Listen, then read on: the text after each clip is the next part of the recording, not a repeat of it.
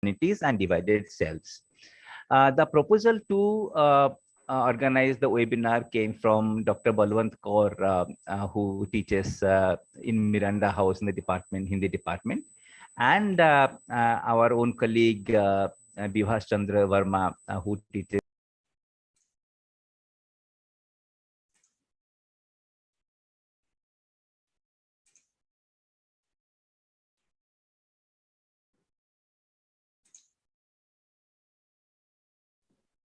विश्वजीत, आपकी आवाज नहीं आ रही। Yeah, आवाज नहीं है. We are not hearing you.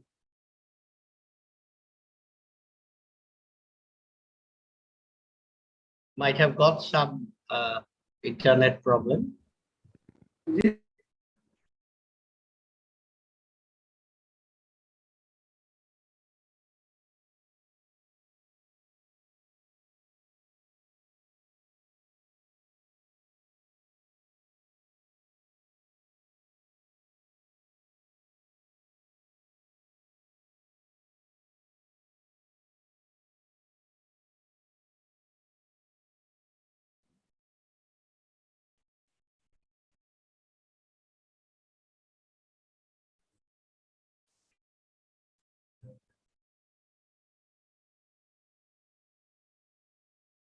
Sorry. Hello. Yeah. Can you hear me? Disconnected. Yes, yes. Yeah. Can you hear me now? Yeah. Perfectly. Yes, yes. There are some issues in network issues. So, so this the whole proposal to organize the webinar came from Dr. Balwant Kaur from Hindi department in Miranda House, and Mr. Bibhas Verma from our college, who is also teaching Hindi in our department. But the real motor force behind the webinar is the Nihal Foundation. And briefly, I'll just introduce Nihal Foundation. And the foundation is an Indo-US initiative with a focus on providing students with exposure to and training in ethics, human rights, gender, cross-cultural, and professional values. Our Professor Nagra is here, who is the CEO of the foundation. Through this multidimensional based empowerment, the foundation aims to individuals in achieving this full intellectual, economic, social, and spiritual potential to become responsible citizens and members of the global community. The approach of the Nihal Foundation is to create an inclusive platform to promote human values among students. And I welcome our guest, Professor Nagra, to join the seminar. The college believes in those values, and it would not be an exaggeration to state that our principal, Sir Professor Rajiv Agarwal, continues to practice the same legacy of championing the democratic and inclusive values that the founding members of the college cherished. There is a historic reason for organizing this seminar. And the reason is that there is a historical legacy of the college. And this year, the college is set to celebrate the 70 years of its foundation by organizing seminars, talks, and bringing out souvenir and organizing cultural programs. So as a token of a commemorative act, our seminar is a step in that direction. And as you know, that the college was established in 1952, and the people who migrated from the partition area were settled around this area, the Lajpat Greater Kailash, and all those areas. And the college started and to cater the needs of these children who are settled in this area. So with this introductory remark, I welcome you all and our participants, Professor Akhil Ranjan Datta, Dr. Kanwal Preet, Dr. Jasbir, and Professor Nagra, and Professor Sohal from Guru Nanak Dev University. And I request our principal sir to say a few words to begin with. Professor Rajiv Agarwal, sir. Thank you, Dr. Vishwajit. Respected guests, distinguished faculties, and dear students. Namaskar and very good morning to you all. At the very outset of this webinar on the topic, Divided Humanities, Divided Selves, I would like to welcome you all. I also wish to congratulate Department of Political Science, Deshbandhu College, and Nihal Foundation, and especially our colleague, Dr. Vishwajit Mohanty, and other members of the organizing team for joining hands together to organize this discussion on a very relevant topic. I would also like to welcome and thank Professor Nagra from Nihal Foundation on behalf of Deshbandhu College. I also welcome other distinguished speakers in the discussion, Professor Akhil Ranjan Datta, Professor Sukhdev Singh Sohal, Dr. Jaspreet Singh, and Dr. Kamalpreet Kaur on this webinar. Friends, very briefly, let me introduce Deshbandhu College first. As said by Dr. Vishwajit Mohanty, our college made a modest beginning in 1952. It was established in 1952 in the name of freedom fighter Lala Deshbandhu Gupta. Our motto is Karmanya Vade Karaste, and our college started with very modest beginning of 72 students under the Ministry of Rehabilitation. Presently, our college, Deshbandhu College, is a constituent college of University of Delhi. We are having 19 departments over here across all the faculties, sciences, humanities, and commerce, literature. We are catering almost 5,500 students presently, more than 215 faculty members and 150 supporting staff over here. We are having very vibrant, all the departments, even NSS, NCC, everything over here. As far as today's topic is concerned, friends, as I go through the themes of the presentation, I must say that they have delved into very deeper and diverse topic on the subject. However, as you all know, migration is a global phenomenon, but it comes with its own opportunities and challenges. For example, in case of Assam, the illegal migration has led to severe demographic, cultural, and social crisis for the indigenous people. Similarly, the partition of India and the subsequent migration also led to severe tragedies for the people.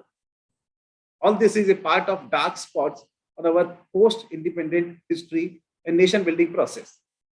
In the last decades, migration studies have developed and is well engaging with these subjects. I do hope this talk will also reflect on some of these issues as well.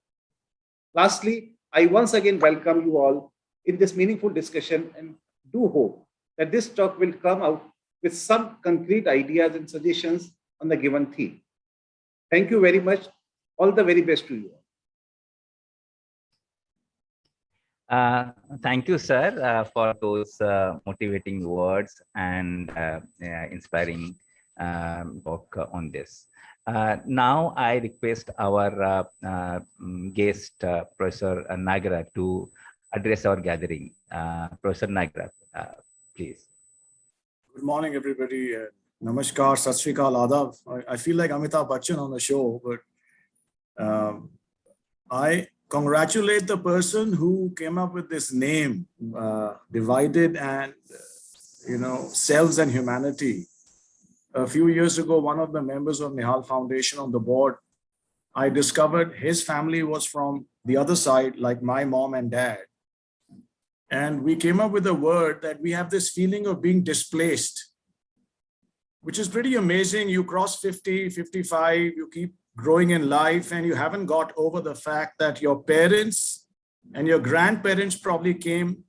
I'm from that generation. Our grandparents came when they were probably my age, few years older, with kids with my mother to marry or father to go and make a career in some services. So I think we are divided. We are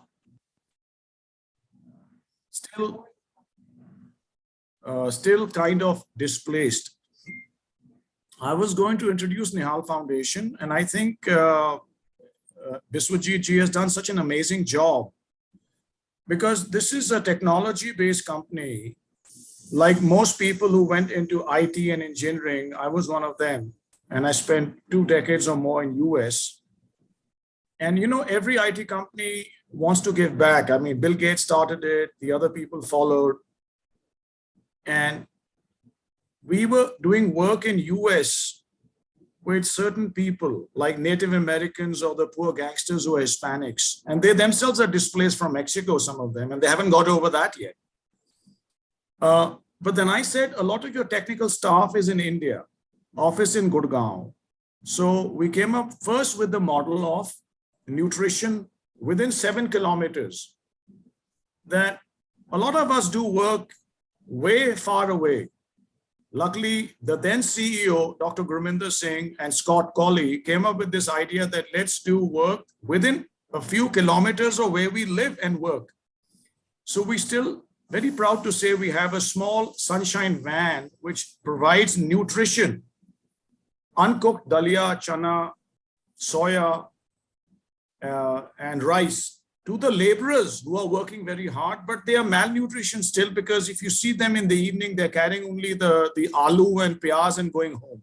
And I feel while a lot of people support the unemployed, we thought let's support, do early education for this cohort of people. So while we were doing that, what Biswajit's added is right, then the natural progression of nutrition is nutrition for the soul. So one movie which I came from US and the whole team was going for a movie called Char Sahibzade. And I, being a Sikh, did not know much about my own history. And I was quite overwhelmed by that animation movie. But then I realized two things. The Sahibzades had good nutrition, good nutritious values. So we started this value thing, which Professor Biswajit mentioned to you. So that's what Nihal Software CSR Wing does. The second phase is about 2 years ago, we were approached by different groups on culture. And one was a One Punjab Research Center library that divided people from Punjab and Sindh who came here. We do a library and research on their stories. While there's a lot of work on partition, and I know there could be work on for lots of years, we found there was very little work on giving access to culture to the youth. So Nihal Foundation gave half their office here to start a library on a common heritage, which was divided in our schools and our brains. So giving access to everything, surprisingly across the board, in the other side of the border, they're learning Gurmukhi, they're learning some Hindi. So they have access to our literature. So that when they approached us, we said we will fund them to some extent because that is a healing process. And I personally firmly believe in what's called the track 3 diplomacy. Track 1 is the high level people talk to nations who are so-called enemies. Track 2 is the generals, bureaucracy. Track 3 diplomacy is where the citizens talk. So if citizens talk initially, chances of firing a bullet goes down. Secondly, research has proven that firing a bullet at an anonymous person is easy. Once you know the people, you know they have the pulse within the heart like you, they have the same language, they watch the same movies, you hesitate. So I think that's where I convinced the board, which is lots of Americans. But one thing about Americans is so great. They are the most open with the least prejudice. I know they have some prejudice, with the least prejudice, and they said, let's do the project. So we came across this. So we started a library. We were so honored to meet Dr. Balwant Kaur and Vibhas ji and everybody. And we did a Varisha Foundation festival to give access to Heer, because Heer turns out to be a very spiritual book, Heer Ranjha. When I was young, it just was like a movie. And I'm realizing a lot of muhavras and metaphors in my language are from Heer. So I consider that also a legendary book. And one thing very interesting is that book talks about the Ramayana. It talks about the Guru Dwara, he calls it. He talks of Rani Padmini. So you see, when you divide people, the mythic reach, that's Dr. Balwant Kaur taught me that word, that mythic reach shrinks. So imagine Waris Shah sitting in near Lahore, Sheikhupura, and writing this book. He's talking of all the stories of the vast subcontinent, vast culture.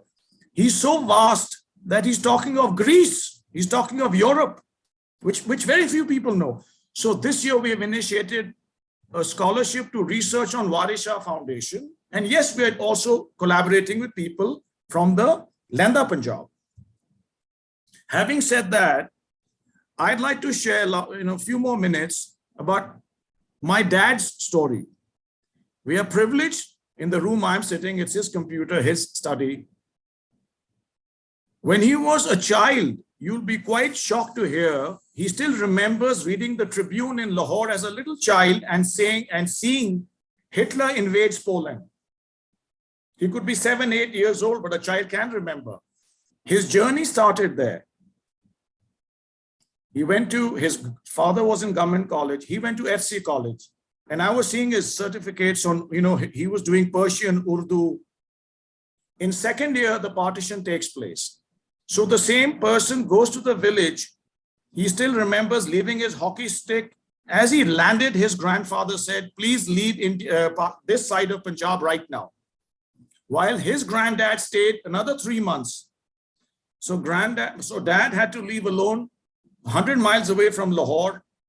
And he caught one of the last trains. The next train, the slaughtering started. So dad reached Amritsar, and imagine the days of no Zoom, no WhatsApp, nothing. And he's just standing on the station at maybe 18, 19 years old with a little suitcase, wondering what to do in this new nation and find his own father, who was then posted near Simla. So I don't want to go in those stories, which you've heard a lot from the good Partition archives and museum. But since he's my dad, he did a lot of work for this nation. I call his generation actually the builders of India, who worked in the army, the railways. I mean, they really built India, and 99%, I think, were very honest, working for 1,000 rupees a month or less.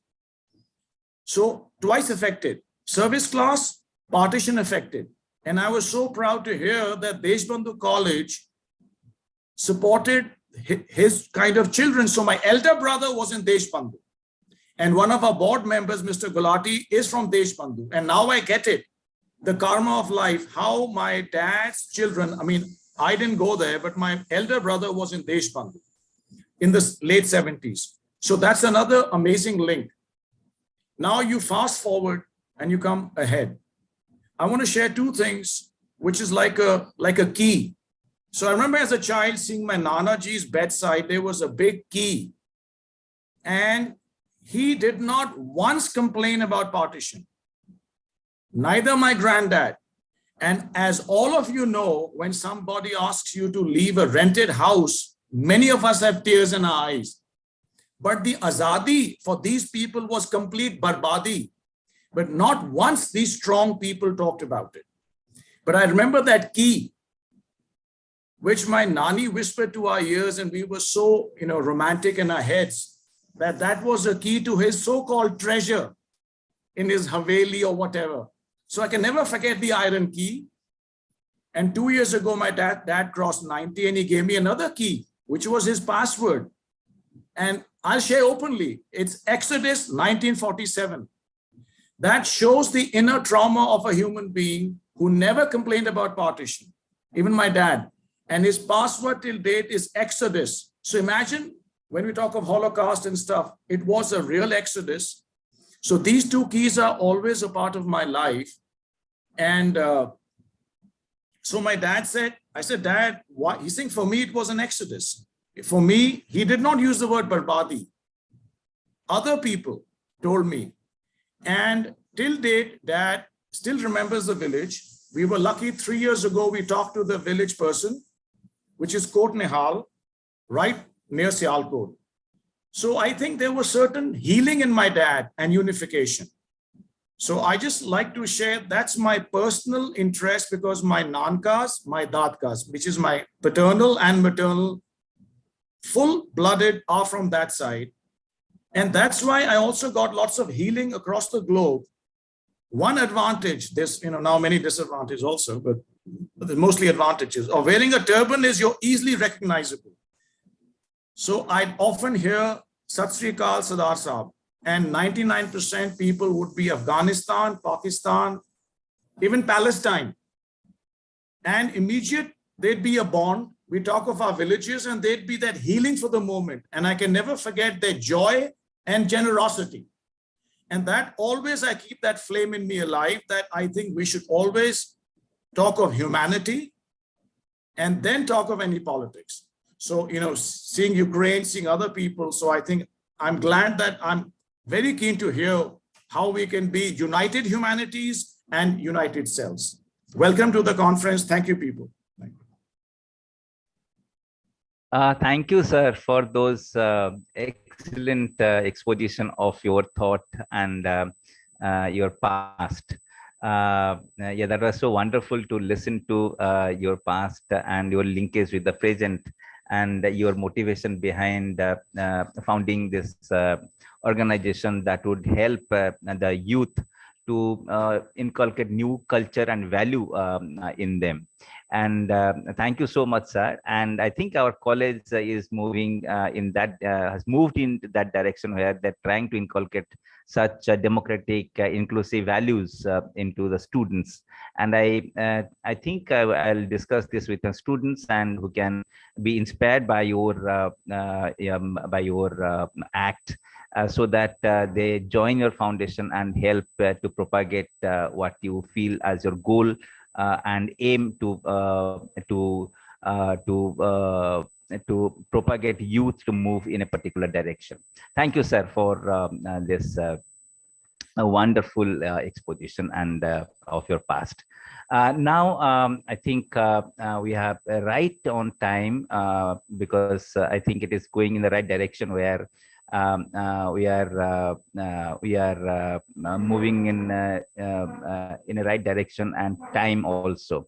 So finally, a formal vote of thanks to our principal sir, Professor Rajiv Agarwal, and our guest, Professor Nagara, for joining us despite their busy schedule and motivating our students with such insightful ideas.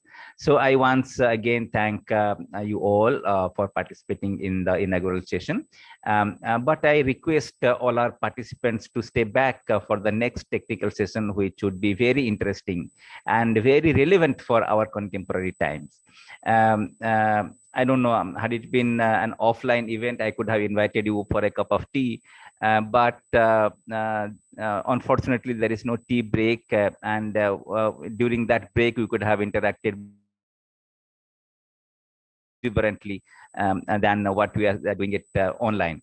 So that is a sad state of affair. But what to do? But rather, I can request you to prepare a cup of tea and sit there comfortably on your cozy drawing rooms and listen to the intellectually stimulating papers by our distinguished speakers that will be held soon.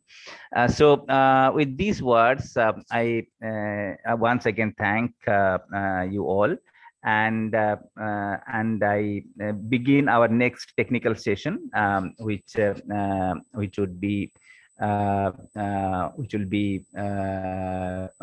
consist of 4 papers. And there are different speakers from Assam and Chandigarh and Amritsar. So I think they have joined. All of them have joined. Professor Datta is there. Akhil Ranjan Datta. Welcome, Professor Datta, to this seminar. Professor Sohal also has joined. Sir, can you just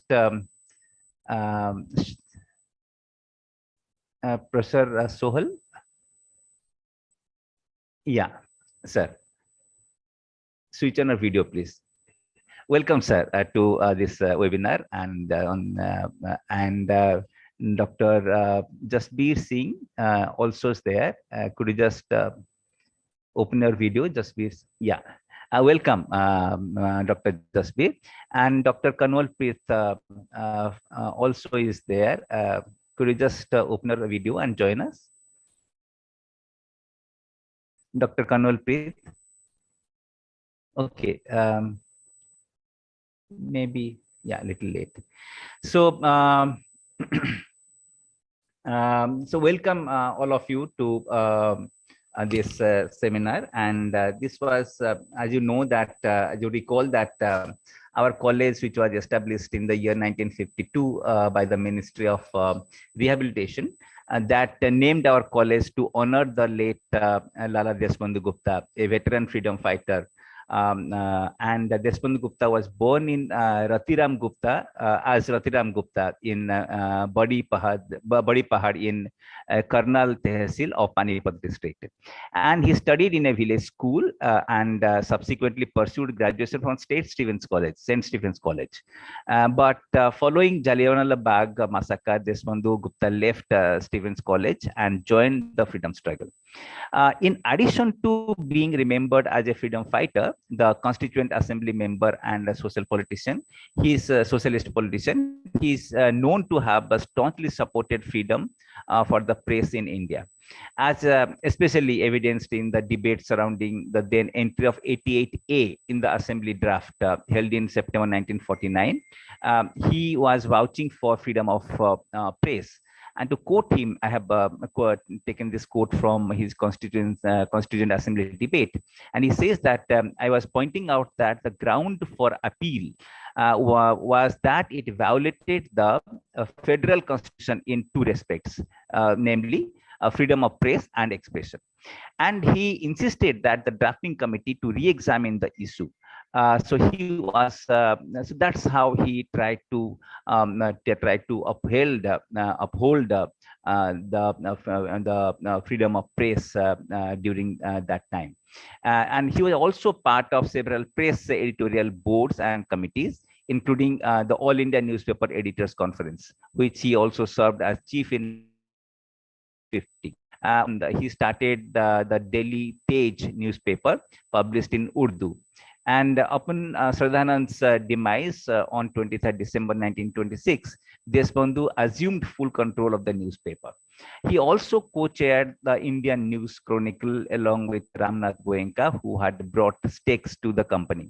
After Deshbandhu Gupta's death, Goenka renamed the paper into the Indian Express. So that was the legacy of Deshbandhu Gupta that we try to preserve in our college in terms of allowing democratic ideas to flourish and debate and discussion to go on different issues. They may be contentious for some, but at least we carry on with this democratic and dialogic mode of interaction in not only in classes but in different avenues. So another major issue that he was closely associated with was a question of Delhi's own assembly, and that finally Delhi got its own assembly in 1991. So as you also know that the history of college is associated with and the whole issue of partition and the refugee. And to complete the history of the college, the University of Delhi paid a token amount of ₹1 to the parliament and made it a constituent college. And the aim for establishing the college here was to provide education to the refugees children who had migrated from Pakistan and settled in Kalkaji, Greater Kailash, and Lajpat Nagar areas. And the theater of partition of northwestern province that spiraled into a bloodbath and massive refugee flow, the history of migration from East Bengal remained obscured. And the middle class and the rural refugees from the East Bengal partition did face grave and prolonged challenges upon migrating into India. And the post-colonial Calcutta was saturated and strained by the 1960s. And Calcutta, now named as Kolkata, was one of the India's largest cities and housing roughly 4.5 million people by the 1950s. The population of skilled workers had doubled over the years, and job opportunities in the Calcutta was sinking.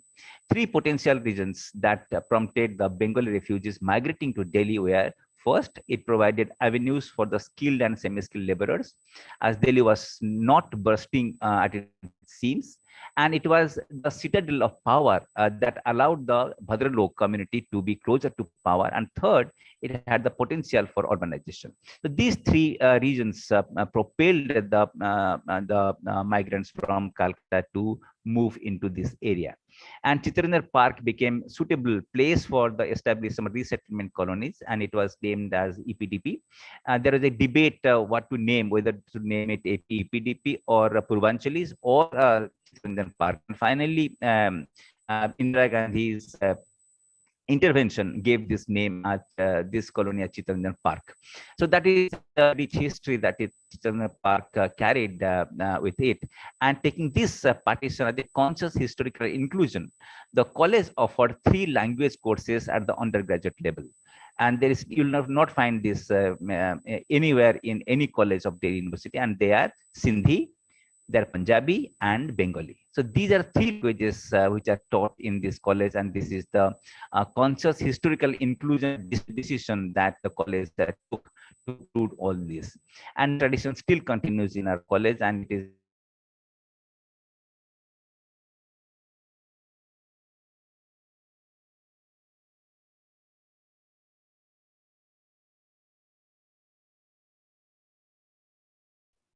I think Vishwajit again has a problem.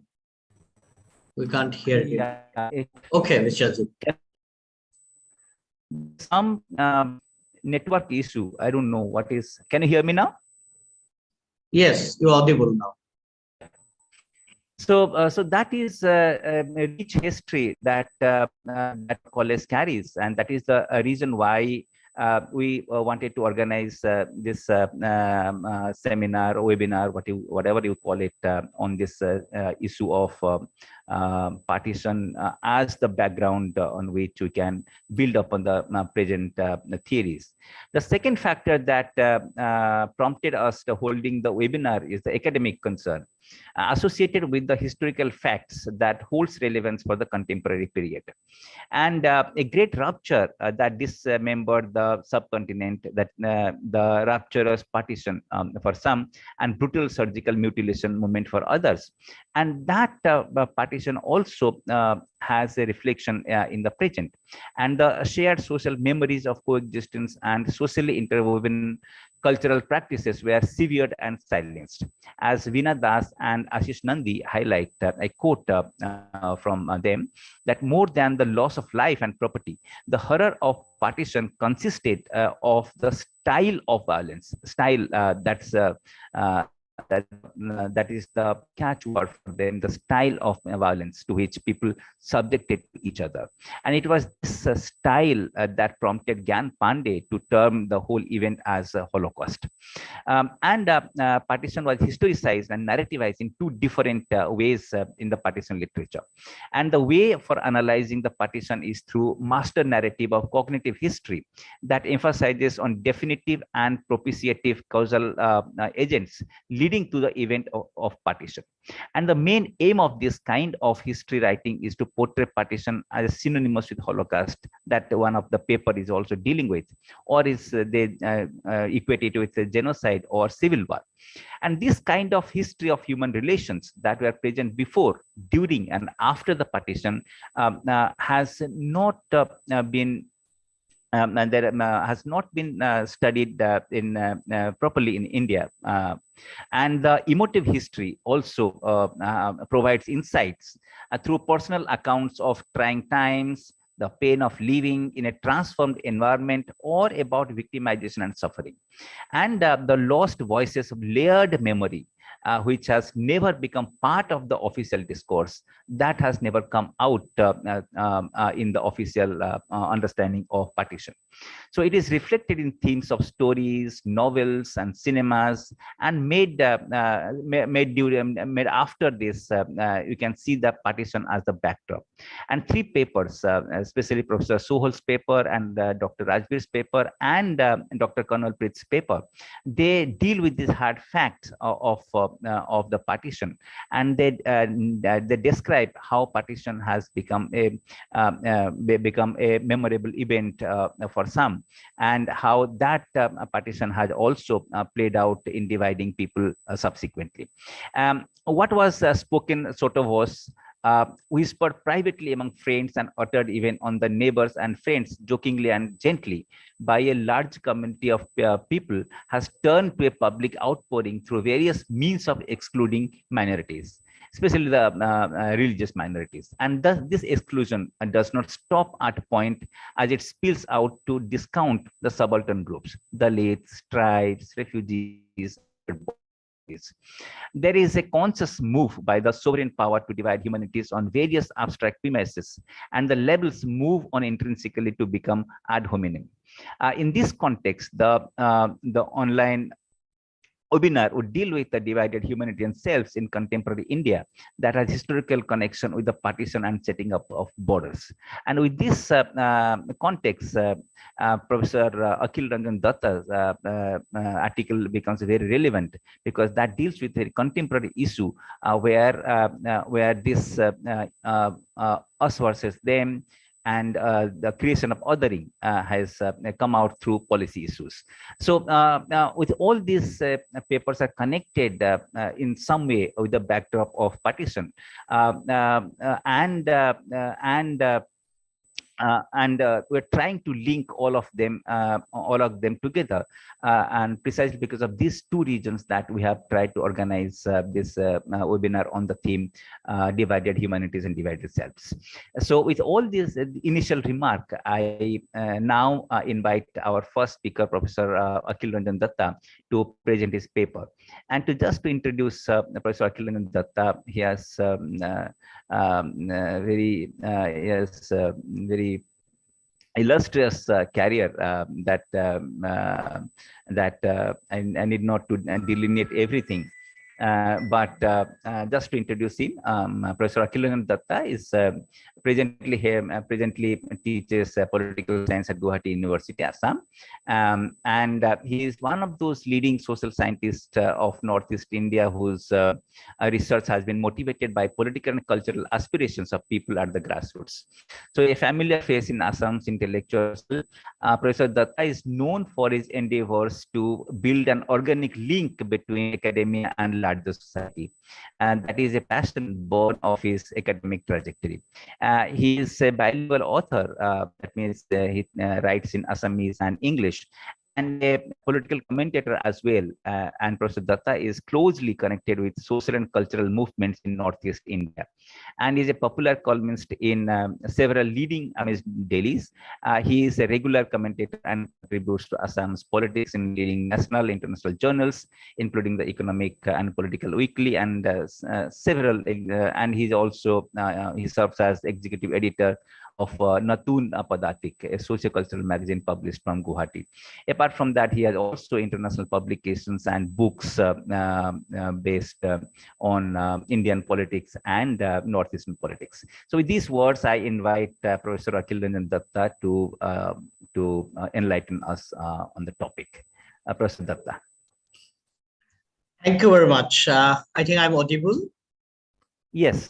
Yes. Thank you very much.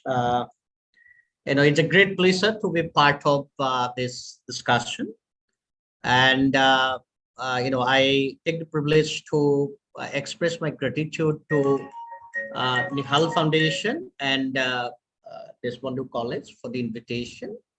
And I also take the privilege to convey my greetings to Desbandhu College on the occasion of its 7 decades of journey and the kind of heritage, kind of traditions and culture that the college has built throughout this long journey is indeed an inspiration for all of us. So I again take the privilege to thank the organizers, the principal of the college, and the foundation for this important webinar. Divided humanities, divided selves. And when Samuel Huntington was publishing his book, initially the article Clash of Civilizations in 1993, and Clash of Civilizations and the remaking of the world order. And when he argued that we know who we are only then when we know who we are not, and more importantly, we know who we are when we know who our enemies are. I think all of we are very, very critical. That was a critical moment in history. Cold War came to an end. US became the superpower. Socialist bloc has collapsed. And the argument that now onwards, in the post-Cold War period, the clashes, conflicts, and divisions will be around civilizations, and civilizations being reduced to religion-led civilizations, we are very critical about. There had been a lot of debates, a lot of arguments, counter-arguments around it. But look at 30 years, 1993, 2022. What we witness is the world is really becoming more and more divisive, and this division has been manufactured not around whether you are rich or poor, whether you have the access to the basic services, human services you need, but on around identities. Identity, of course, had always been there, to divide people, to make you and us and the others, but it is becoming more and more, it is assuming more and more intensity. And now identity is assuming to be more divisive, compared to any time in history in the past. Therefore, divided humanities, divided selves, I think it has become a reality. And on our responsibility is how do you strive to come out of it, to overcome this phase. As has been pointed out by Bishrojit, I'll be speaking on a theme, and that has been given in the invitation and also in the poster. I'll be speaking on citizenship, debates on citizenship and discourse on illegality. And it is specifically in the context of Assam. The whole webinar today has been dealing with the partition and its legacies. Let me also tell you that there are different narratives about partition.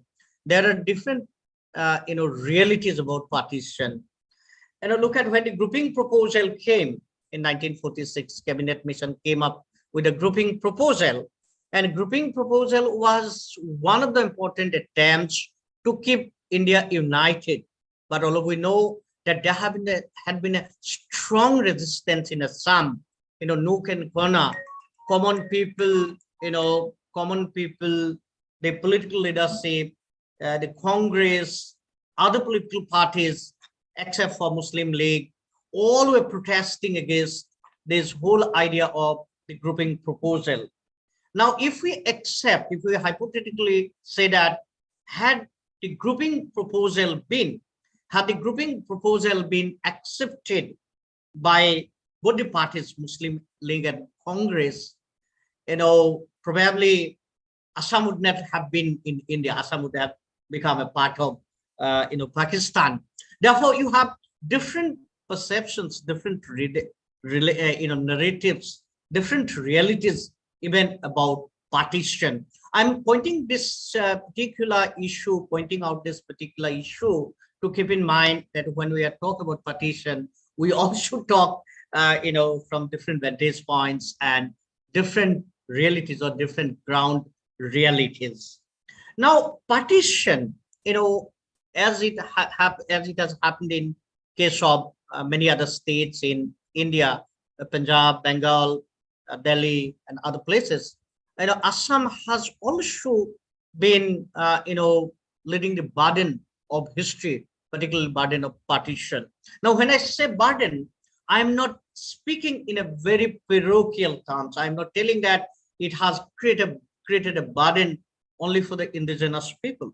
It has created a burden for the people who for last 7 decades and so have been struggling, have been consistently trying to prove it time and again that they have loyalty to this land. They are part and parcel of the country. They have been trying hard towards contributing towards the nation building, but they have the status of citizenship, but their citizenship is being questioned. I think this is the burden of partition. This burden has also, contributed or also helped towards the consolidation of very inward-looking, very obsessive, identity politics in the region. we talk about the indigenous people, their rights, the movements that they have been doing or they have been having for so many decades together now. And there are genuine grounds for that. They have a lot of apprehension about their land, their resources, even their political future, political identity. And those are the very, very genuine issue. But these movements have also become very intolerant, very exclusive, and at point very, very chauvinist in nature. Gradually, the movements or the whole political, political environment or political situation in Assam and also in Northeast India is becoming a kind of bipolar. It appeared to be multipolar. You have different communities here. All ethnic communities have been struggling for their autonomy, for their self-determination. But gradually, particularly with the consolidation of Hindutva, what is happening is this, that the politics is getting more and more divided into two groups. And when I say two groups, you can understand that it is becoming Muslim versus the others. And that has been the growing narrative. I'll not say that there has been no discontents, there has been no resistance against it, but all of you know that dispensation, the political forces which are in power, they are trying to reduce it to two blocks. It is the division which appeared to be multipolar in nature is now getting gradually divided into two groups. And that is the most important dimension of current politics. And therefore, when you look at the issue of citizenship here, it's very, very critical. Now, all of you know that citizenship has been defined to an extent by the Constitution, Constitution of India from Article 4 to 11. And then we have the Citizenship Act of 1955 being amended from time to time. And the first amendment, very comprehensive, very important amendment being 1986 amendment, which aimed at accommodating the provisions of the Assam Accord and adding a particular or special provision for Assam, that is Section 6A of the Citizenship Act, to deal with the issues of migrants, issues of immigrants. I'll come to that point a little later. What I was suggesting what I'm trying to suggest, when you look at the current politics, you have three important issues. One is the citizenship, second is the migrants, and third is the illegality. All of you know that illegal migrants are illegal in the eyes of law, but there is no guarantee that it is only the illegal migrants who are considered in the public domain who are perceived to be illegal. Even citizens could also be perceived illegal. And that is the most important thing that we need to keep in mind. And I'll elaborate this point.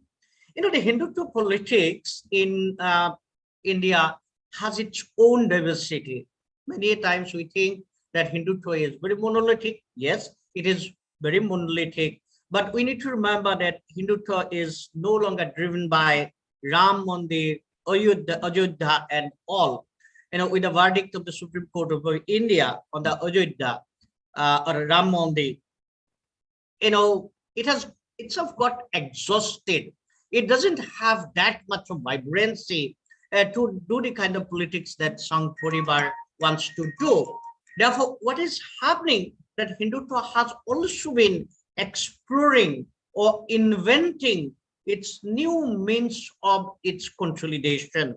And Northeast India, and for that matter, Assam, has become the new laboratory of Hindutva. All of you know that in almost all states of Northeast India today, the NDA government is there. Assam has its BJP government. Manipur has its BJP government, BJP-led government. Now, what is this new narrative or new invention on the part of the Hindutva? That the new Hindutva or the Hindutva in Northeast India is defined as, sometimes it is called Astalakshmi, or it's called rainbow. Look at Assam's narrative. It says that rainbow.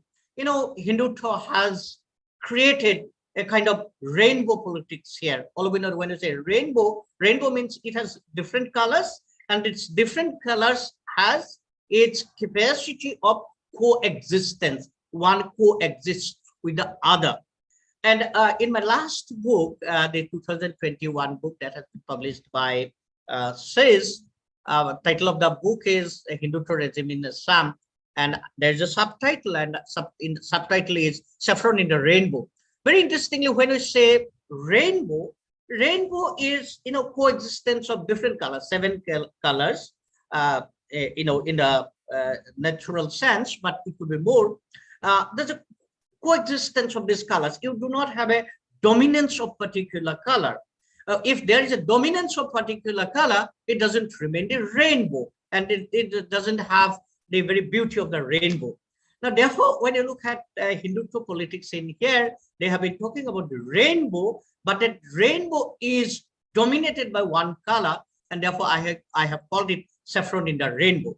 Now, the saffron in the rainbow means it is not inclusive. Remember, saffron in the rainbow, or the rainbow constructed by the saffron forces, is not inclusive, because that rainbow has been created by dividing humanities, by dividing the selves. And that division is drawn in the line as argued by Samuel Huntington. And therefore, the theory of civilization or civilizational conflict of civilization, has becoming a very important reference point. Now, what is this clash of civilizations? Now, this clash of civilizations is that you have certain sections of the society who are creating or posing challenges, creating threat to the civilization of this region, culture of this region. Now, who are these forces? And this is very interesting. And this is articulated very openly. And this is the Muslims, and Muslims of a particular kind. That is the Bengali Muslims. Remember, in Assam, we have both Bengali Muslims and indigenous Muslims. When I say Bengali Muslims and indigenous Muslims, the Bengali Muslims are the dominant community. Total composition of total percentage of the Muslim population in Assam is around 35%. And out of this 4%, around 4% are the indigenous Muslims. Indigenous Muslims who are not Bengalis, they came much earlier, even before the colonial period, during Mughal invention, and so during that time. And so now, therefore, this rainbow is minus the Bengali Muslims. Even indigenous Muslims are also part and parcel of this rainbow, driven by this saffron. Now, interestingly, that therefore the line of argument is this, and this line of argument is not confined only to the Hindutva forces. Remember, this line of argument has also gone deeper into the psyche of the indigenous population. Remember, the government which is there in Northeast India, government, state governments which are there in Northeast India, and their governments are led by, mostly led by the indigenous political parties or tribal political parties. They are not saffron. But that logic of saffron, or logic of this civilizational, trait or civilizational conflict, is also getting deeper into them.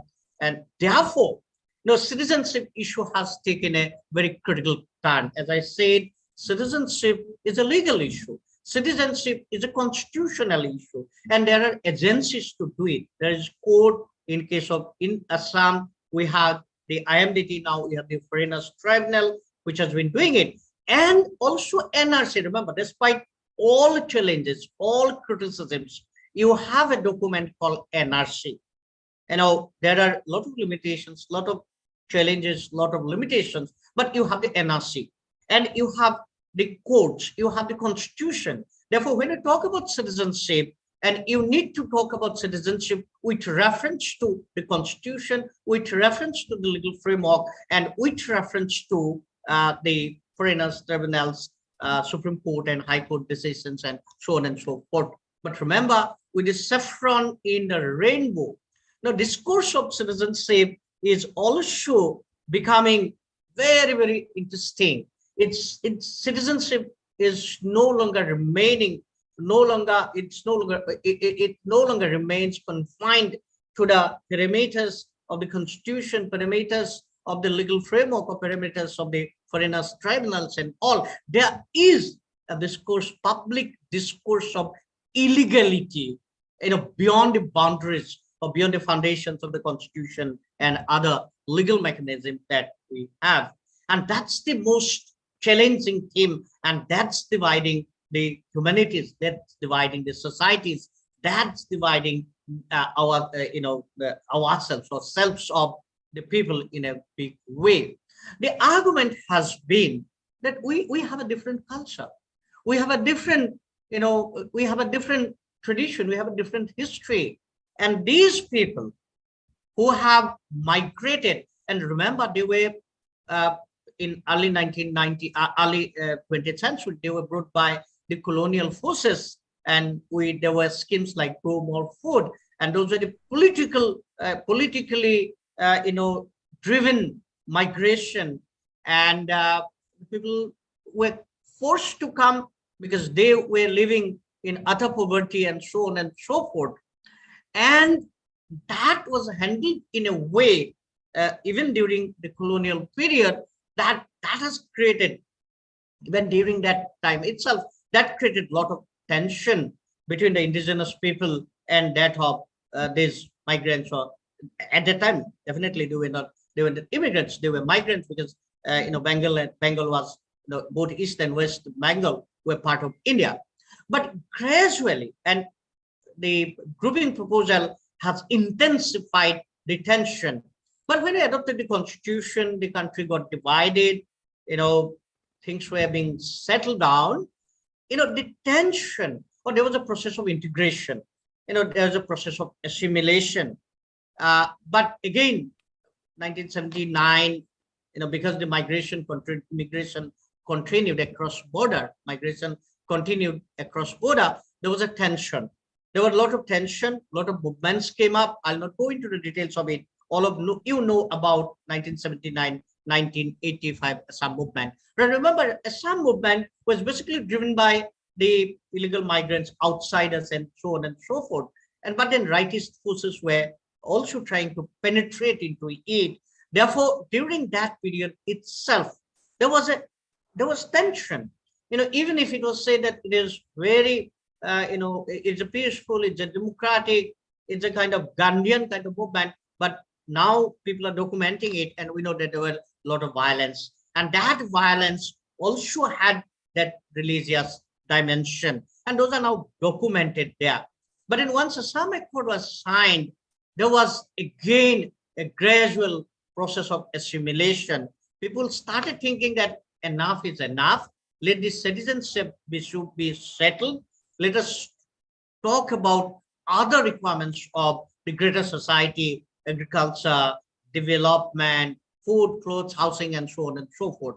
Therefore, by the first decade of the 21st century, there was an agreement, there was a growing consensus that let it be settled down. And when we look at NRC from outside, there are a lot of arguments that, why are you supporting people like me who support NRC? And people say that, how can you support NRC? It is so exclusive in nature, so intolerant in nature. But, if you look at the domestic politics here, it was there was a kind of consensus. I'm not telling that this was an universal consensus, but there was a relative consensus. There was a tentative consensus that we need to settle somewhere. Therefore, let us take 1971 as the cut-off date, cut-off year, as defined by the Assam Accord and Citizenship Act 1986 Amendment, Section 6A of the Constitution. Let us settle it and let's have the NRC.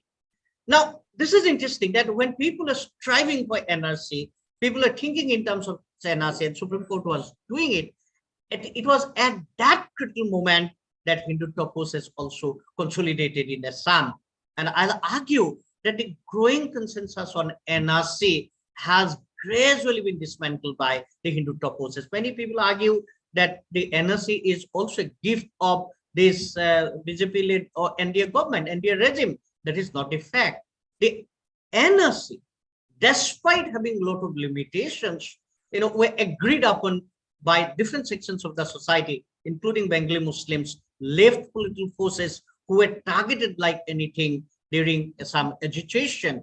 Therefore, NRC became a reference, a base document, and people of Assam, people like me even, with a lot of limitations and skepticisms, we thought that probably there could be some settlements and we can think beyond citizenship. But all of you know that that consensus has been dismantled. Citizenship Amendment Bill came, Citizenship Amendment Act came, and when the Act came, and I'm not explaining it, the provisions of the Act, all of you know it, there was a huge resistance here. And when there was a huge resistance, remember, the resistance was driven by, almost all political forces, except for BJP. The political parties were there, but more importantly, indigenous political organizations were there. All Bodo Students Union, all Karbi Students Union, so many organizations were there, all Assam Students Union, even left organizations were there. So, could you just conclude? Yes, I'm taking 2 minutes and I'll conclude.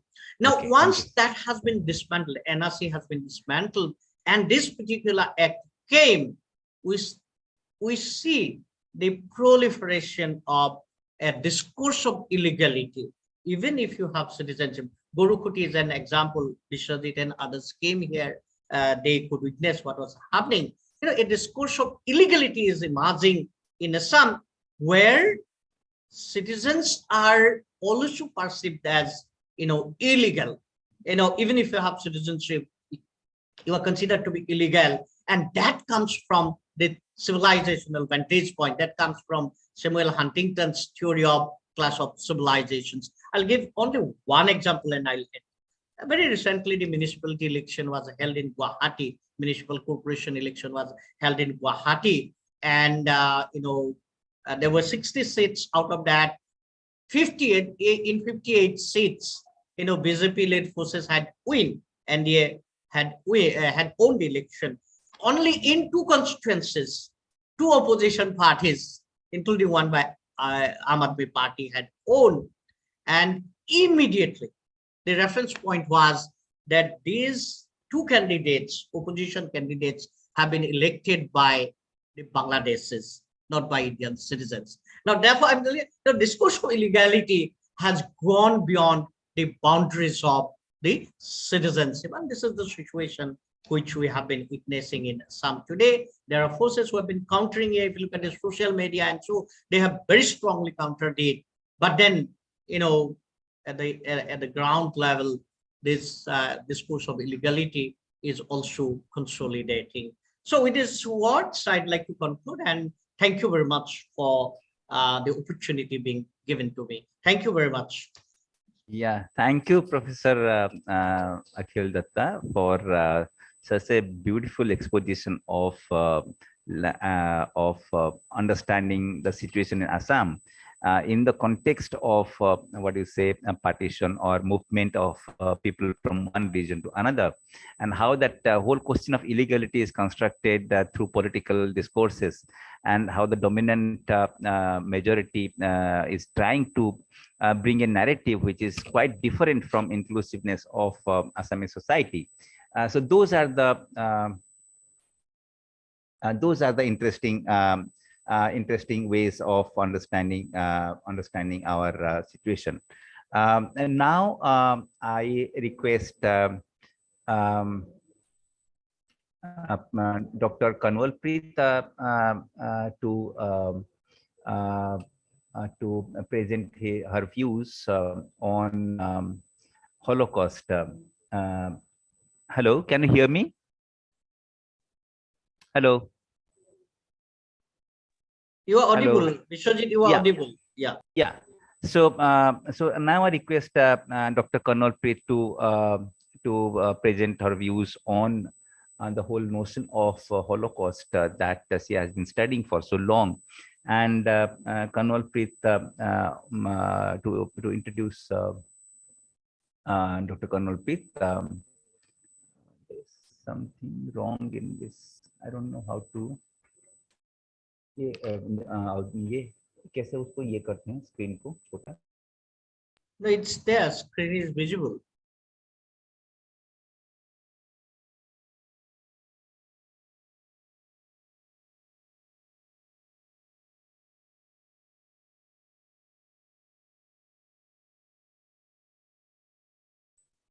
Yeah, Dr. Colonel Preet to present her views. Yeah, please.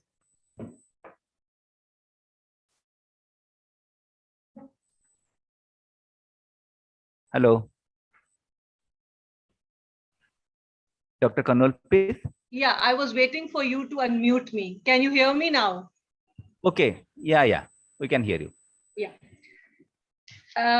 Good afternoon, everyone.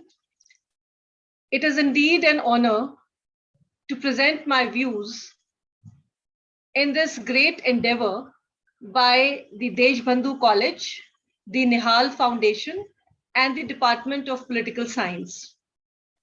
Respected Principal Sir, Rajiv Agarwal Sir, Professor Biswajit Mohanty, Professor Vibhas Verma, fellow senior panelists who are legacies in their own right, Dr. Sukhdev Singh Sir, an institution in himself, Dr. Datta, from whom I learned 2 words which I will use liberally with his permission in my class, rainbow politics, saffronization of rainbow politics, and Dr. Jasbir Singh, faculty members of all the colleges, dignitaries. I can see Journal IP Singh here, Dr. Khatri, who is head of the history department in my college, Professor Nagra of the Nihal Foundation, Professor Balwant ma'am, from whom I've learned a lot, and my dear students. Well, I got to read a lot about partition when I was doing book reviews for the Tribune. Causes of partition, consequences of partition. Well, fortunately or unfortunately, my paternal, maternal side were not from Pakistan. So I just heard about partition from them as a third person, especially from my grandparents. But reading the books given to me by the Tribune, and then when I wrote my first book, Looking Back with a Twinkle, which was a biography of Oshima Zarange Samandri Victoria Rekhi. She was a 80-year-old lady with whom I had to record a lot of sessions. She narrated about partition, and she would break when she would narrate what she saw on the way. She was in college that time, so she remembered everything very well. And she was a social worker. Then I came in contact with the famous novelist Gulzar Singh Sandhu sir, and he told me a lot about partition. Well, books and conversations, I feel, are limited. They have a limited readership, but very intense. But that's when the movies come in, and I'm waiting to hear Dr. Sukhdev Singh's sir's paper today, because it will be very interesting. So the movies enlarged the scope of partition, and they brought on the big screen what partition can do to people, or what it did to people.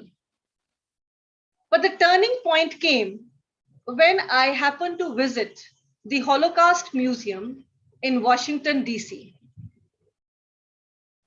While going around the various galleries, the rooms, I was shocked, amazed, and then there were pangs of guilt that the Indian subcontinent has suffered, if not more, the same kind of uprooting, pain, kidnappings, torture, helplessness. And why don't we have anything in India to showcase the pain, not as glamour, but as a lesson for the children for whom partition is just about songs and that movie Gadar? So when the Partition Museum was opened in Amritsar and then recently in New Delhi, I felt a little relieved. Well, I came into contact with the Nihal Foundation, and then I met Balwant ma'am. And the Partition moved me, and my talks with them moved me so much that I penned a poem, which is on the blog, because I could feel the pain.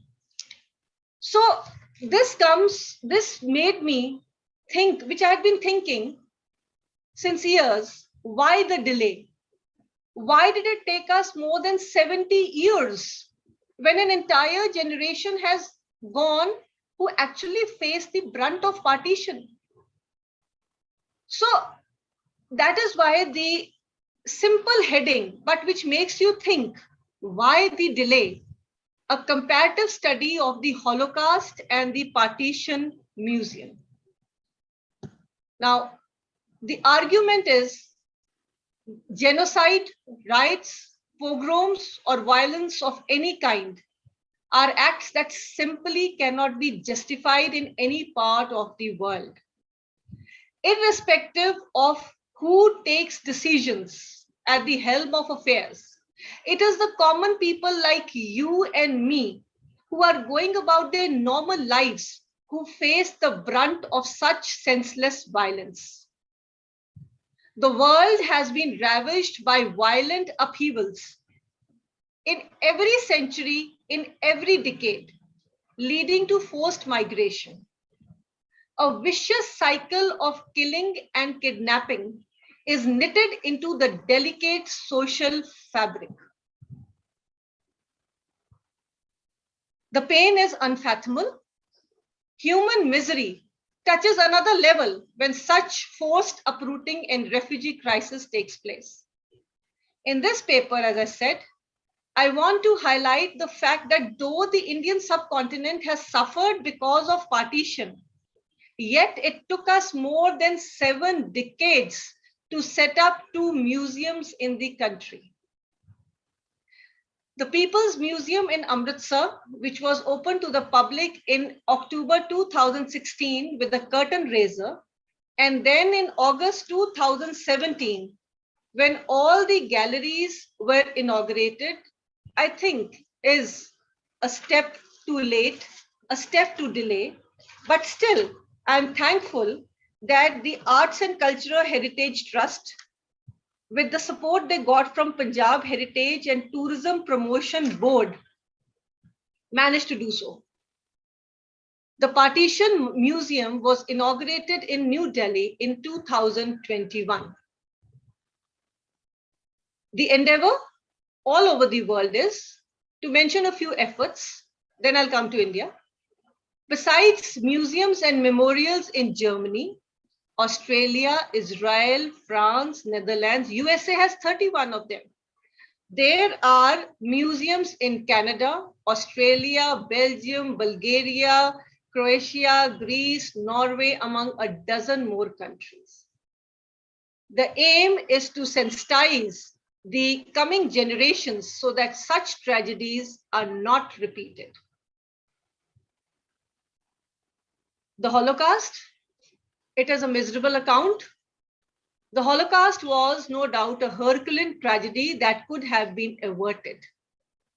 It was entirely man-made and it is termed as a human blunder.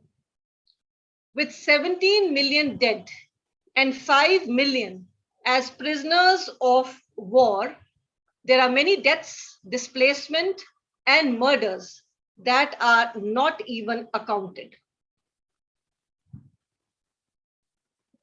Just moving to the next slide.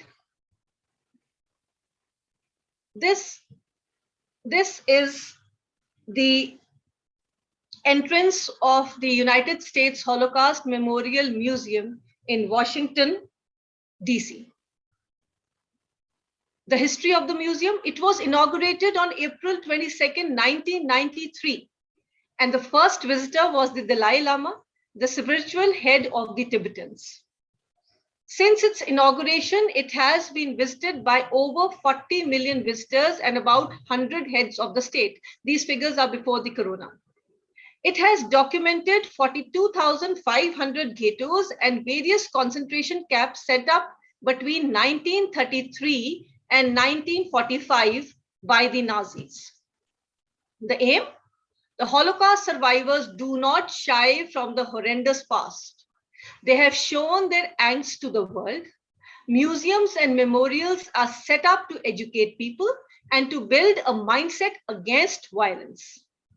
The museum has three parts: a national museum, an educational foundation, and a committee on conscience, which says the museum has to be a resonator of memory. Now, as you enter the museum, after the gallery, there is this area which is known as Daniel's story. Daniel, first they show Daniel living in comfort with his parents, and then slowly, this is a story of a boy named Daniel who survived the Holocaust. After a plush life, after a very nice life, these are the living quarters where he has to live without his family. Now, the contrast is sharp.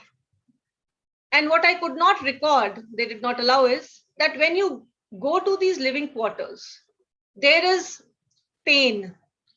There are screams of pain, which you want to close your ears, but you have to know that this is very, very important. Now, they have remembrances days every year. The important themes: 2001, remembering the past for the sake of the future. 2002, memories, the year was for memories of courage. 2003, for your freedom and ours. There's a misprint. 2004, for justice and humanity. The year 2007, children in crisis, voices from the Holocaust. 2009 year said, never again. What you do matters. So if you plan to close your eyes and say it doesn't matter to me, well, someday it will. The year 2011, justice and accountability in the face of genocide. What have we learned? What we are trying through this conference also, and I congratulate the college. The year 2012, choosing to act, stories to rescue. A lot of people who helped the Jews go to safety. 2013, never again, heeding the warning signs. These days help build awareness and also reaffirms one's commitment to peace. Now, this is a personal account. Daniel is writing about his sister, that, dear diary, my sister Erica is growing up and now she has to go behind the sheet so that she can dress up. What is the endeavor? The aim is to prevent another genocide and to promote human dignity. The Hall of Remembrance invokes fear, deception, and solemnity. There is an Encyclopedia of Camps and Ghettos, which is a 7-part encyclopedia by Center for Advanced Holocaust Studies. The aim of the center was to educate people to become more sensitive. It was set up in 1998. Now, one of these slides, which is not here because it was not very clear. Well, this museum has 91 Holocaust survivors who take turns to sit down there for the time when the visitors are allowed in, and you can go and talk to them. They narrate their story, which is very tragic, tormentous, but they do not shy away from it. And there are so many visitors coming in every day. They keep talking. It's not recorded. And they tell you they were, 14 years old or 7 years old. I met 2 of them. I had a heart-to-heart conversation with them. And that is the time when I felt, oh my God, majority of the people who saw partition have gone. I wish, yes, a lot of people have documented, but I wish in the partition we could invite them to sit down and talk about their experiences, because we are living in a violent, strife-torn world. Now, this is the Partition Museum in Amritsar, which is also known as the People's Museum. The partition in our Indian subcontinent led to an unimaginable humanitarian crisis. It is the largest unfortunate example of forced migration that took place, though there was no famine or war. 2 million people were killed and more than 10 to 20 million displaced. These official figures say this, but I'm sure there's more. The refugee crisis, as you all know, was unprecedented. As you enter, this is the gallery where you are shown the map, where you can hear conversations between the leaders, you can read about them. Now, this figure speaks a million words, the divide. I mean, hats off to the people who designed it. Not only this, there is a railway, they've made a railway station where trains come in and you can see the dead bodies slaughtered. They shake you. So this figure speaks a million words. I had to take the figures from the different newspapers and the net because they don't allow photography. Now, this is the outside of the Partition Museum, the walls, images, you're allowed photography here. And believe me, it takes you about 1 hour just to see each picture because there's a story behind every wrinkle, a story in every briefcase, a story in every uprooting. The consequences: women were raped, killed, and kidnapped. Men watched helplessly.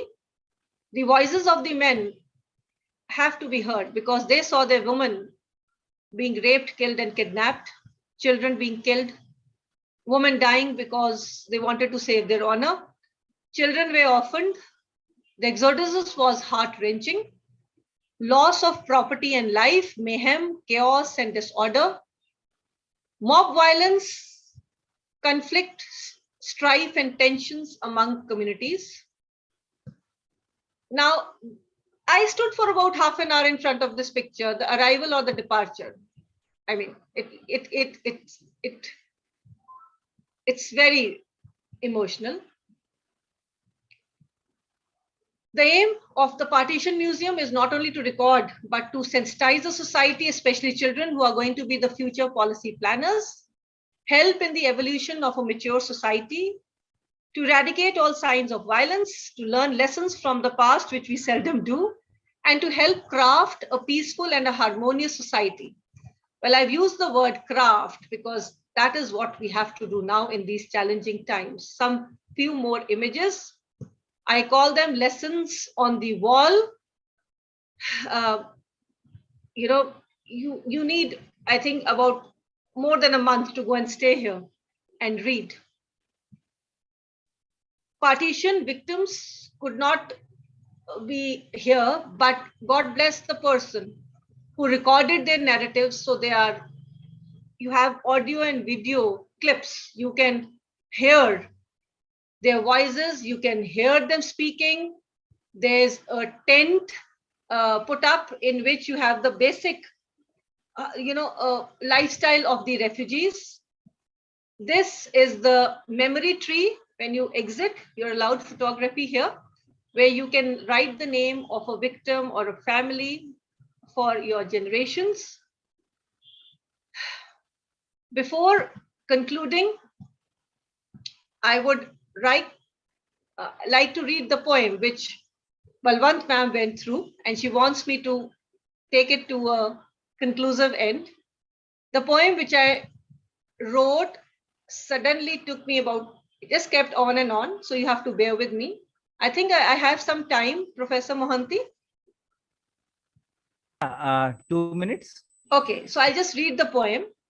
and then conclude acrimonious partition, unbridled pain, disastrous consequences, cacophonous voices, desperate screams, anguished cries, horrific killings, tormented souls, misery galore, deserted women, orphaned children, sorrowful eyes, agonized memories, pounding hearts, depressing images, woeful faces, hollowed eyes, trembling lips, shivering bodies, belligerent people, indecisive times, cruel decisions, hasty agreements, hostile neighbors, cynical fanatics, unrestrained hatred, hasty actions,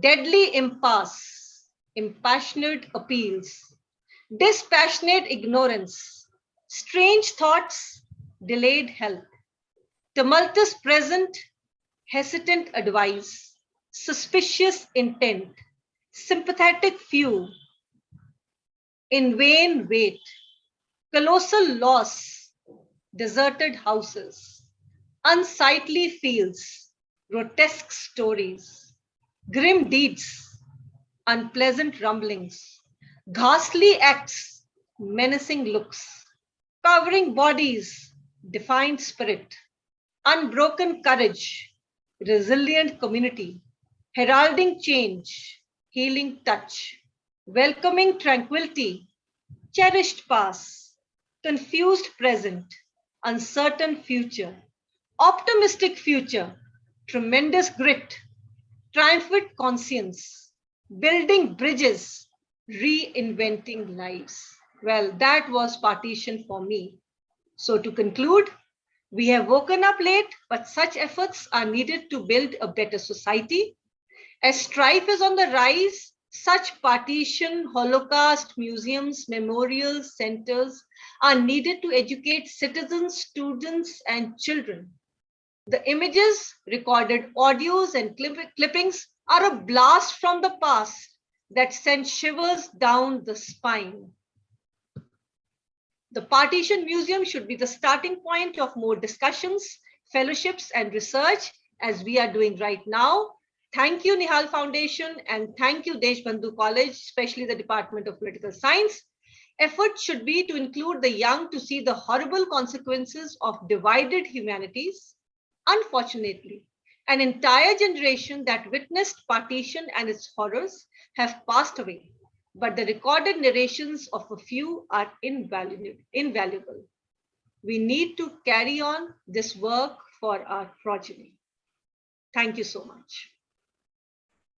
Thank you, ma'am, for this interesting and different way of putting things into perspective, where attempts have been made to suppress or keep the social and political cataclysm that followed the event unspoken for many years, denying the agonized and the grieving voices their history.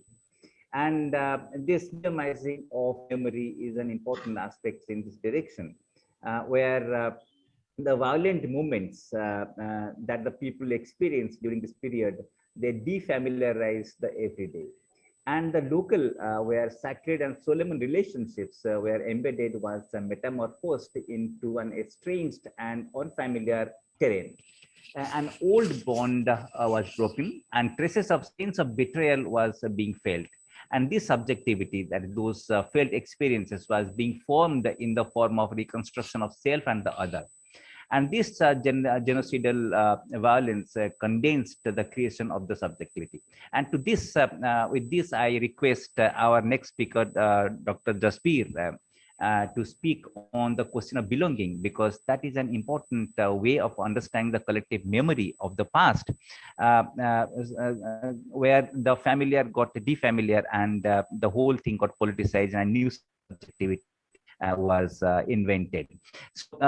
So with these words, I request Dr. Jagbir, who teaches political science in history in Punjab University, and he has teaching experience of 17 years and who has presented and published papers in national and international journals. And he has been invited for many lectures in different parts of the country. And he is also a member of Board of Studies and in Punjab University, Chandigarh, and he is also part of the committees, various committees, universities, and autonomous colleges of Punjab. So, with this introduction, I request Dr. Jagbir to enlighten us on his topic. So, 20 minutes, sir.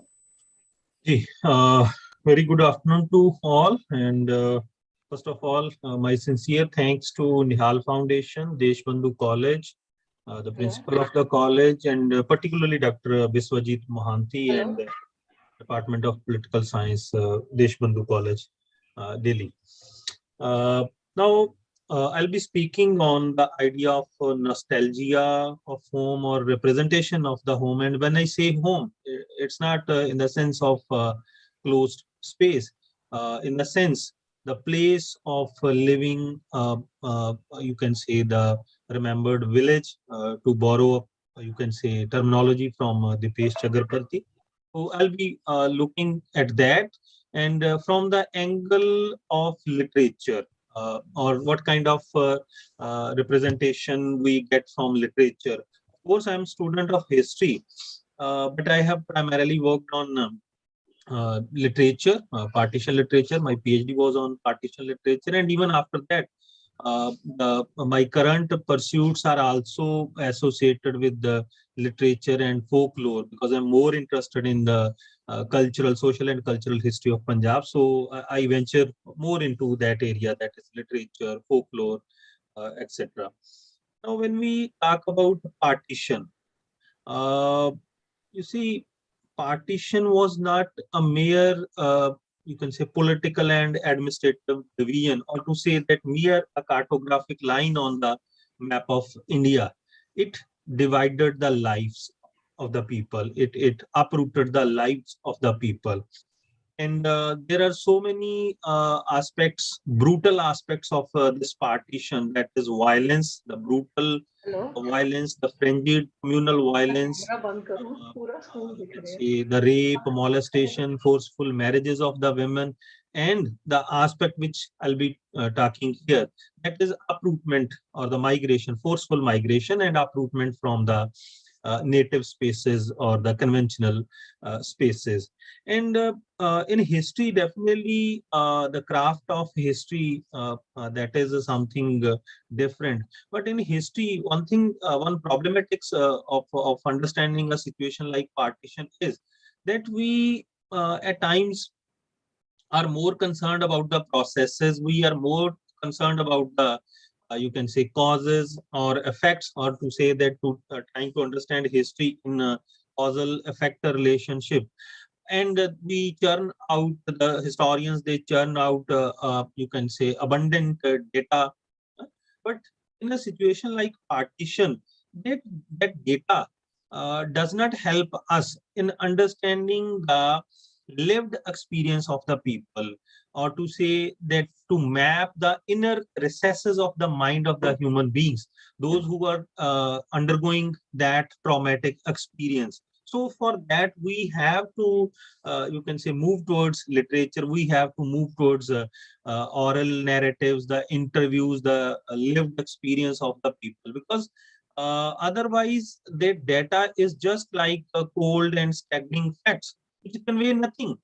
So the life behind those facts and figures, or to say that life beyond those dots, that can be well understood through the medium of literature on, or that can be our understanding of a partition can be enriched or better nuanced through the medium of literature, or with the usage of literature. So as I said earlier, that when we talk about partition, and there are different estimates, as even Dr. Kanwal Preet was also mentioning, that 1 million people were killed, 10 to 12 million. Different estimates are there.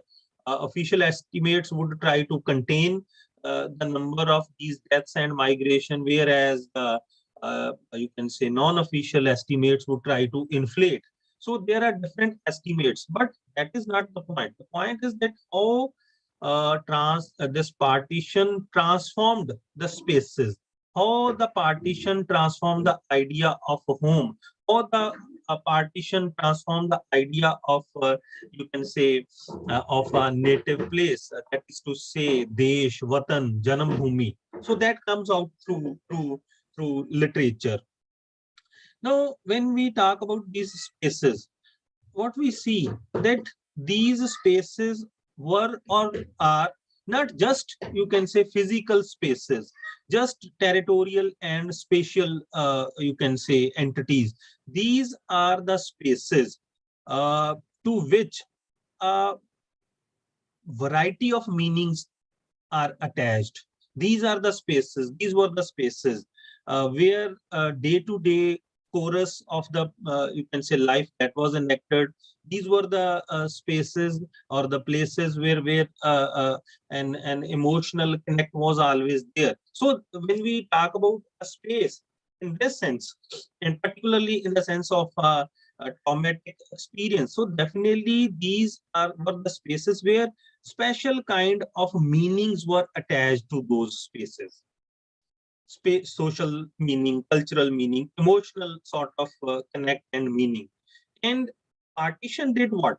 Partition basically changed all those meanings associated with these spaces, with the idea of home, with the idea of native place, the idea of desh, the idea of vatan, the idea of janam bhumi.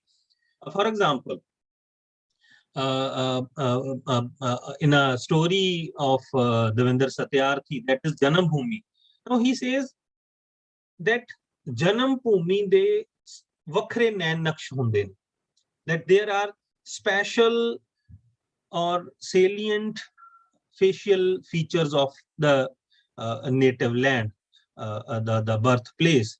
Now, when we assign this meaning to a space, that means that there is an emotional connect, there is an emotive you see connection with that. And not only that, that janam, what he says ke janam bhumi this now what the creative writer, or what turns out of these writings, the novels, the short stories, even poetry for that matter, that it is not only the description of that native place, Janam Bhumi or Vatan, but at the same time that how these features were being or were already distorted by the colonial processes, colonial political engagements, colonial, you can say, even administrative kind of things.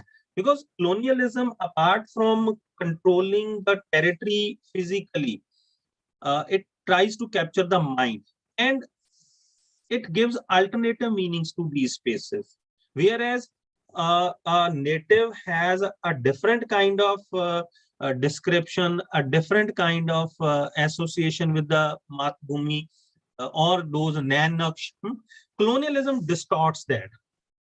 And in this partition literature, what we come out that two things are there. One, the description of these features of the native place or the land or the home, and how those were being, you can say, those were undergoing a kind of a brutal sort of transformation, where even these places were being robbed of certain identities. These places were being robbed of certain sort of markers of identity.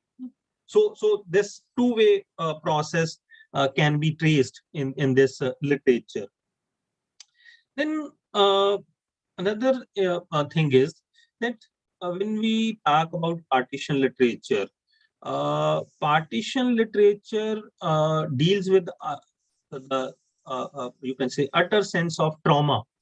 The traumatic experience means that people were severed from their present, they were severed from their past, and in a way you can say even they were in a sense of inertia for long. For example, it took a person like Khushwant Singh to write a novel that is penned to Pakistan. It took more than 5 years to write this novel after partition. And Chaman Nahal, he's writing almost after 30 years. Both of them, they lived through the trauma of partition, and you can say the whole experience they witnessed. So it was only once they came out of these, you say this trauma, to quote, it will be apt to say that this trauma even turned entire generation of people of this subcontinent, and particularly in this part of the country, as poets, philosophers, storytellers, novelists. But definitely they took a time. And once they were writing, they began to write. How they were doing that? One, definitely what I said earlier, that they were defining their land, that what were the those special nanaks of the land, and how those were dismembered, how those nanaks were I'm very fond of this word of Devinder Satyarthi, when he uses this expression in Janam Bhumi, nanaksh ke Janam Bhumi de nanaksh hunde ne. How those nanaksh or those features, facial features, were disfigured. So they were doing that, and then they are trying to claim the previous notions of the land. For example, and what we come across in the narratives of migrants, and even the different characters in these writings, that they are not ready to leave that place. So there is a particular sense of attachment, and what should I say, a kind of a stubborn kind of attachment, that they are not ready to leave. For example, even in train to Pakistan, you come across that when the mother asks the girl, okay, we should pack, and she says, no, we are not going anywhere. And she said, then we will be thrown out. She says, who will throw us out? I was born around here. Why should I leave? This is the one of the common prominent kind of idea and sentiment which emerges out in the partition literature. Because I have focused particularly on Punjabi literature, I am not giving references to all those writings, but particularly Punjabi literature, or the literature written about Punjab even in other languages. So one is that, and two, that this idea or the nostalgia of home or desh or Janam Bhumi is so powerful that even those who were primarily responsible for the partition, the different actors, both at imperial level, national level, local level, that all those actors, even they are not blamed. Later on, this kind of idea emerges that, for example, a dialogue emerges out that kaun ujadna chahta tha. Now, and that was a bloody dark night, Kali Raat, deluge. So nobody is held responsible. And why that is coming out, how that sentiment comes out, that is primarily that the, you can say, emotional attachment or the nostalgia of home or watan, that is so powerful that all these other terrains go into the background, that even the guilty are not, in a way, you can say, to be blamed. Then you see another area or another aspect of this literature is particularly from the point of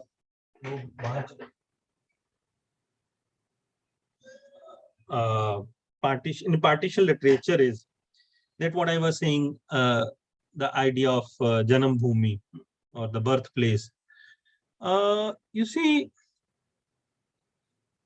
of course, partition did not occur at once.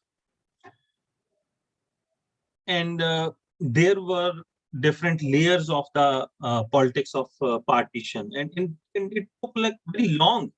The roots of the partition can be traced back to the revolt of 1857. Then the whole census operation started in the fourth quarter of 19th century. Of course, the different controversies, language controversy, and even the contestations between the different reformers, socio-religious reformers, those were very much there. But what we come across, and that is even empirically true, that there is a romanticization of the pre-partition days, and particularly of the rural scene. What we come across through the utterances of the different characters and you can say players or actors in this literature, that they fail to understand, or they are not, you can say, ready to accept that there were any occasions of communal strife in the past, that there were any sort of communal strife in the past, particularly in the countryside or in the rural areas. Now, so what comes out, that a kind of ideal picture of the native place, that and particularly the rural native place, that emerges out, that as if there were hardly any communal tensions in the past. But even on the other side, historically, we are very much aware that there were tensions, there were occasions, but the civilizational rhythm of the society was strong enough to contain all those tensions. So it was never that the society was divided into these communal blocks. So that notion, that idea of pre-partition days, that is very a kind of a prominent picture in this literature. So it's not only in this partition literature. For example, in the very opening pages of Train to Pakistan, what we come across, that he describes DT, that whom the novelist talks about, that he is revered by the entire village, irrespective of their religion, caste, creed, etc., etc.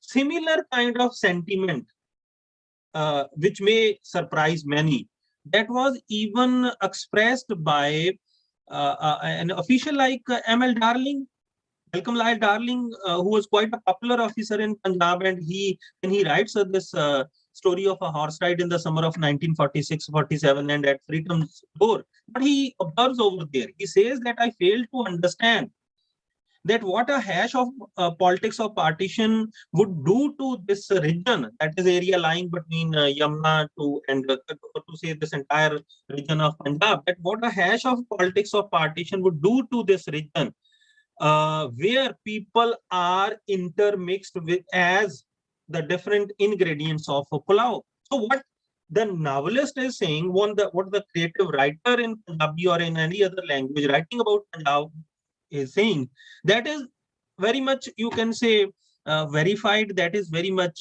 corroborated by this statement of Malcolm Lyle Darling, that it was only in the summer of 1946 onward, after the hatred propaganda which ensued through the elections of 1947, that village space was contaminated by these ideas. Otherwise, there was hardly any existence of this whole politics of partition, politics of separation. It was totally a kind of, even as Richard Fox says, that it was totally a kind of elite urban-based kind of notion, that where these crystallized identities were being pushed through.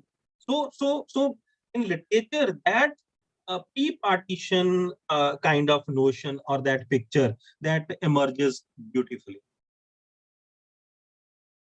Then what we see, that in the partition literature, while talking about these spaces and their identities, what we see, that in a way, this native place or the home, while talking about the home, that emerges out as a space which is quite ordered, which is quite intelligible, humane, and that is quite a sort of a habitable world. While talking about, you can say, pre-partition days, or what the partition did to these spaces. Before that, what kind of idea of home emerges out there, what kind of native place that emerges out there. So before that, it's quite ordered, quite intelligible, quite livable, habitable world. And the moment partition occurs, it becomes chaotic, it becomes unintelligible, it becomes a totally hostile sort of space where people cannot live. And even at the same time, you see, home becomes a sort of sacred place. Home is a sacred place where you can say even what emerges out, that the way home or the way the native place is defined, that is quite a kind of a sacred place, which these characters, they are not ready to leave. Even in partition literature, what emerges out, that those who were earlier raising the slogans or raising the banner in the favor of this urban elite based politics of partition, even at the time of partition or when actually partition happened to them, at that time they were not ready to leave the places. And you see, very interesting thing is that in certain narratives, what emerges out, that the holy text, the deities of the gods, and other sacred sort of articles, those were not picked by the people, those who were going to move out of that place, because for them it was the only sacred place where the text was safe, where the you can say that murti was safe, where any other sacred article was safe, and taking it out to a kind of a sort of another place, that would lead us to a sort of contamination, to a sort of pollution. So home is also that home or that native place is also depicted as a kind of a sort of you can say. Dr. Jagvir, could you just conclude? Sir, 2-3 minutes to Yeah, 2 minutes. लूंगा जी. Yeah. Almost, otherwise it's just half of my presentation. Okay. 3 minutes.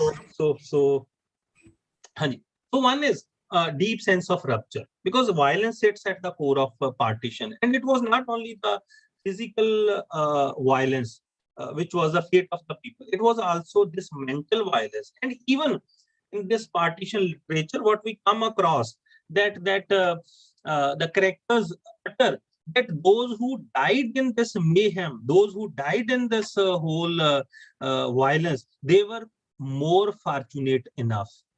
Those who are leaving their houses, they are rather, you can say, declared to be unfortunate people. That those who died, those who got killed, they were fortunate enough because they were not undergoing that severe sense of pain, loss, bewilderment, and then you can say while leaving the place, and then experiencing the same sort of experience, you can say, while settling at a totally new hostile locale. Because it was also a loss of, you see, identity. Because there is a wonderful story by Kulwant Singh that is Mainu Janna, that there is a fellow who has come from Pakistan, migrated to Indian side. He runs a rickshaw, and for years together, for months together, he was totally silent, not saying anything.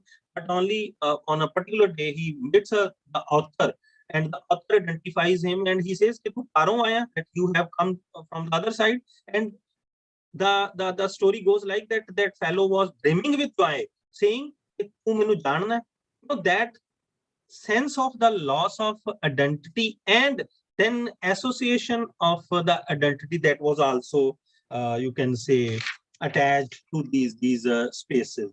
I'll make one last point, and then I'd like to end. That while talking about the idea of desh, of home in the partition literature, there emerges a sort of contestation and conflict between the idea of desh and nation. The very foundation of this nation state, that is, you can say, eroded, that is challenged in the whole narrative, because the native who is trapped into this situation, he has nothing to do with the whole idea of rashtra, nation, nationality, freedom. Rather, these are the notions which are declared to be cursed kind of notion. जैसे गुरदास राम आलम जब वो अपनी कविता लिखता कि निहालिया आजादी देखी को, so whole idea of the freedom, that is a sort of cursed kind of thing. Nation is a kind of a cursed kind of thing. And these are the distant sort of realities where the idea of Desh, Vatan, Janambhumi, these are the actually lived kind of entities of these players. Last point is that when the whole this idea of a partition that was being enacted and the line was being drawn on the map of India, what emerges out in the partition literature, to quote Gyan Pandey, that there were people, those who had no fixed abode.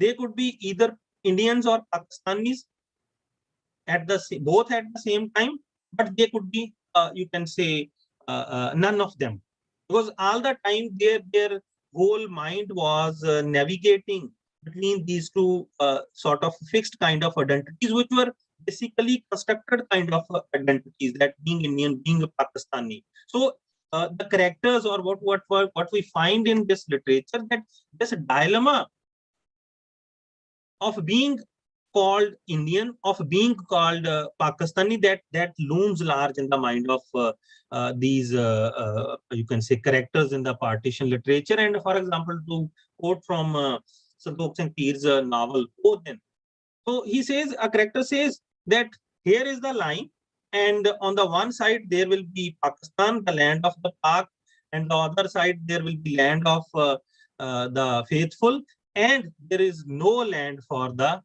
impure or atarmi. And these people, those who are trapped into this ghastly reality of the partition, they found them to be you sort of in this category, in the second category, that is atarmi, that we don't have any land.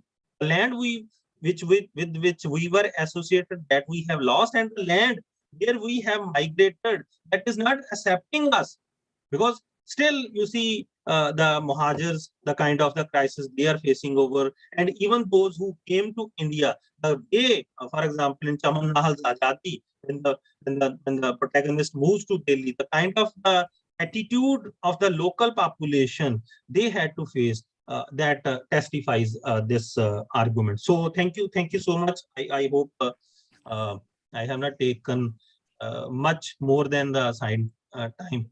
2-3 minutes. Thank you, Dr. Jagbir, and very interesting talk in relation to the whole question of place and identity. You see, as human beings, they are geographical agents who unveils the face of the earth, which is a genius loci, the harmonious joining of people and place. That is what when you're talking about human beings. And here places are meaningful locations, and this meaning is attached to attached through the development of a sense of place, that is by means of the subjective and emotional attachment people have for place. That is what Creswell talks about. And to quote Heidegger, human beings' relation to locals, and through locals to space inners in dwelling. The relationship between man and space is none other than dwelling, thought essentially. And this is this whole notion of dwelling that gives human beings are immersed into the place. And when they're immersed into place, they generate a sense of place and a subjective feeling about the place, a place of attachment and rootedness. It provides a sense of control within a limited space and becomes a metaphor for place in general. Thus, the place is a fundamental and determines our experience, and it gives us an essence. And the essence is about place, about being humans, and this aspect that you have brought out very clearly through your paper, and which has a historical relationship with the past. So these words, I thank Dr. Jagbir, and our final speaker. I'm sorry, sir, because you have been allotted the last, you have become the last speaker precisely because You are the most eminent personality who would students like to listen to, and Professor Sukhbir Singh Sohal, sir, who is here with us. As you know that the whole question of unspoken and subversive emotive group remembrance that had remained suppressed for long because of preoccupation with nation building project found its representation in public discourse through the help of literature and visual media. And Monto's writing had made the fluttering, and it took 25 years for Wissam Shahani to unfold the moments of Tamas, or Yashpal to write Jhuta Sach, and Amrita Pritam Pinjar. And Nimai Ghosh's Chinnamul was the first film to be shown on the traumas of Partition 1951. And subsequently followed the Ritwik Ghatak's trilogy, started with the film Meghe Dhake Tara in 1952. And in Hindi, the first film on partition, Garam Hawa, was made in 1973 by M.S. Satyu. I may be a little wrong in that, but this is what I think the history of cinema was. And the novels of memory, those fictions that evoke past through the subjective remembering, helped recover past in a different way. It ruminated not about the severance, but the connectedness and the communal togetherness that they had experienced before the traumatic days. So with this initial comments, I request Professor Sukhdev Singh Sohal to speak on the whole drama cinema of partition of cinema, which is a very interesting topic that we'll be dealing today. And Professor, to just introduce Professor Sohal, he is most eminent personality and was retired from Guru Nanak Dev University, Amritsar. And everyone across the discipline speaks about him with great reverence. And he has published many famous books, and one of them is The Making of the Middle Classes in Punjab in 2008, Shahid Bhagat Singh Life and Ideology 2011, and Credit Rural Debt and Punjab Peasantry in 2012. And he has been very active in organizing protest movements also, in addition to his lecture. And he truly is an organic intellectual that we can think of in Punjab now. So with these words, I invite Professor Sukhdev Singh Sohal to present his views on this issue. Sir. So can you unmute?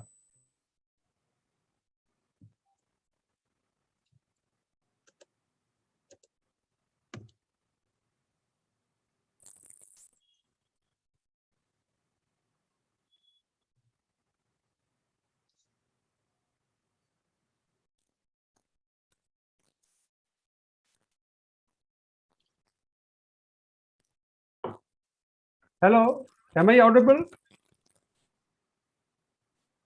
Yes, sir, you are audible. Okay. Please go ahead. Okay. I profusely thank the Deshbandhu College and the Nihal Foundation and Dr. Biswajit Mohanty for giving me this opportunity. And in fact, my theme is related to Dr. Jasbir Singh's literary representation of the partition, because most of these novels or stories were later on converted into cinema or films. Well, I remember two important events if we try to define the last 165 years of our historical experience. The first event I remember 1857, and this event in fact was a ghost for the British till it remained there for 1947.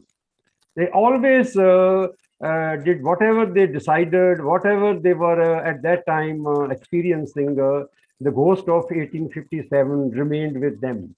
And unfortunately, our new nation state, India, is also having the shadow of 1947 and it's re-emerging time and again in different forms. And in this sense, I think whenever we try to leave 1947, try to forget, it becomes more important to remember it.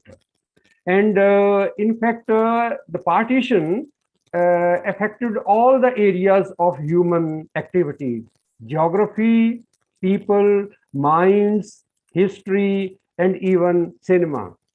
Professor Mushir al-Hassan has given very graphic description of this event, or this traumatic experience, when he says that a few people decided the fate of millions. And Gyanendra Pandey, he is giving, if we are interested to try to differentiate these two events. One, he says that in English, if we write P with the small partition with the small p, it means partition of the family, partition within a family. But if we write partition with the P capital, it means partition of the nation. So in that way, this partition, these two human experiences, partition within the family and partition of the country, that is running side by side or simultaneously. And we all know, and in fact, present generations know more about the role of cinema. It's the most powerful and popular, influential, and cultural production. And in fact, sometimes visual becomes more telling than the word. And these two memories we have often clash side by side. One memory is official memory, and second is popular memory, reflected in cinema, reflected in literature. And when we try to understand, both are different streams. Official is in a way a lot of sort of celebration, whereas the popular is having more experience with the trauma, loss, and trauma. And in that sense, we see that the plight of millions is reflected in different form. Well, in fact, when this partition took place, we see at that time, Lahore was the center of cinema in northwestern India. And most of the producers and even actors, writers, they left Lahore, and two cities gained at the cost of Lahore. One in the areas of literature and then creative activities like cinema, production, distribution, Bombay and now Mumbai gained.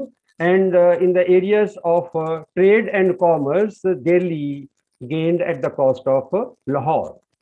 So I don't know whether both these cities remember the partition, but it's very important if we take these two cities in these two areas, because sometimes people say that Delhi is in some way part of the Punjabi culture.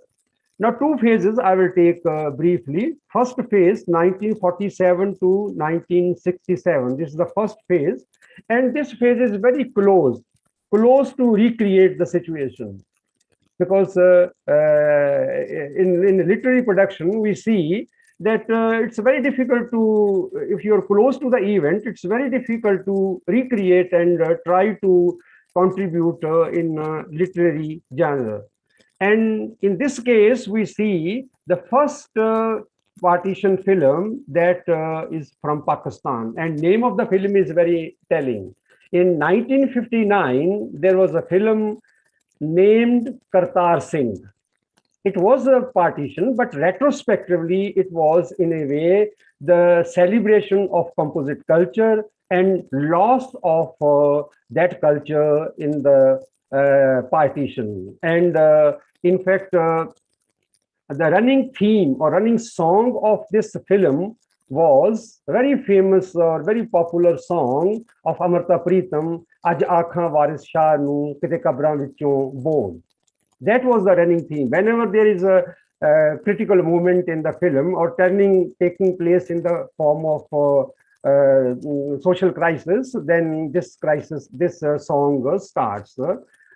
Well, second film which we take from Indian side, that was 1961, produced by Yash Chopra under the BR production. That was Dharamputra. And Rajendra Kumar, Mala Sinha, and Shashi Kapoor. These were the leading actors in that film. It's a touching film, and in fact, for the first time, just after you can see 14 years, this film, the running theme is the emergence of Hindu fundamentalism, because the crisis is that the boy was in a way Muslim and brought up in a Hindu family in India, and then the crisis starts. This film got a Filmfare Award, also National Award for Best Hindi Film. So you can see that we try to get this message that partition solved certain problems. Immediately, partition created different problems relating to the 1947. Then, after 4 years, similar nature film that appears in Pakistan, and name of the film, it was in 1967. And keep in mind the Indo-Pakistan War 1965, and you will be surprised that this film was after the Indo-Pak War in 1967. It was a golden jubilee hit in Pakistan. Name of the film, Lakhon Mein Ek. And the crisis is the same, because a Hindu family left a small daughter, a very tender age of that girl. In hustle and bustle, they left that daughter in the hands of a Muslim friend. And somehow that family lost their son somewhere in Peshawar. So only that girl was there, and they brought up that girl as a daughter. Well, as events happen, and we all see this melodrama, this type of situation is developed in Indian films. Both developed sort of attachment as they grew up, but they never knew their family linkages. Well, with the passage of time, the long memory of that boy returns, that he moves from Peshawar and returns to Lahore. And short memory of that girl that also suffers somehow a collapse.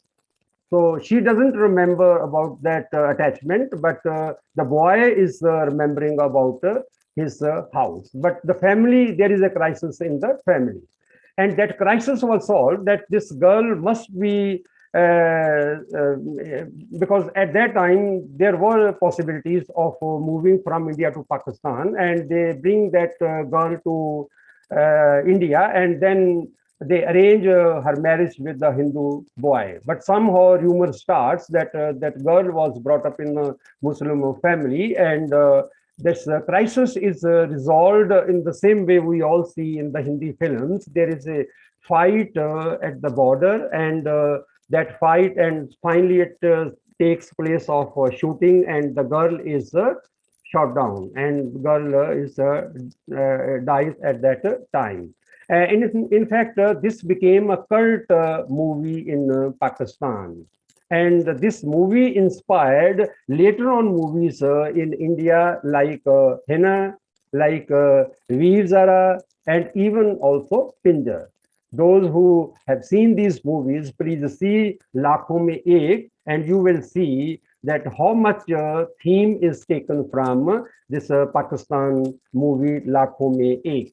Then 1970s, 1980s, we see tilt in India, because communal riots are appearing, and again, the partition is revisiting the minds of the people. The first movie we see in this crisis, that is Garm Hawa in 1974, produced by or directed by M.S. Sathu. M.S. Sathu's wife was a Muslim. This story is by Ismat Chughtai. And the crisis is that in a family living in Agra, there was, in a way, partition of the family. One brother, elder brother, decided to move out of Agra and went to Pakistan.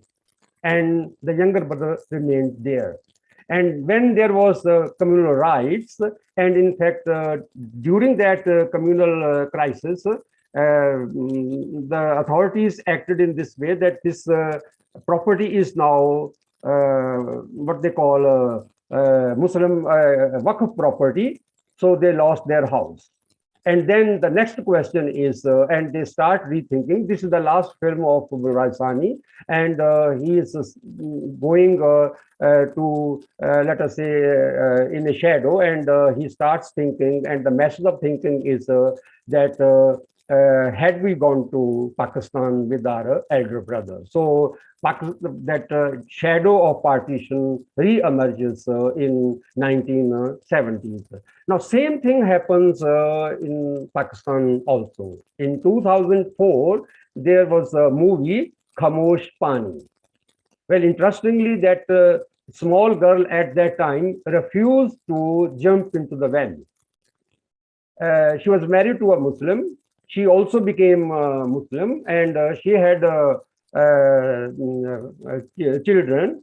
But when jihadi violence reappears in Pakistan, again there was a crisis. And at that time, that lady decides that now she must jump into the well. And unfortunately, what she couldn't do as a child in 1947 under the jihadi violence, she decided to jump into the well.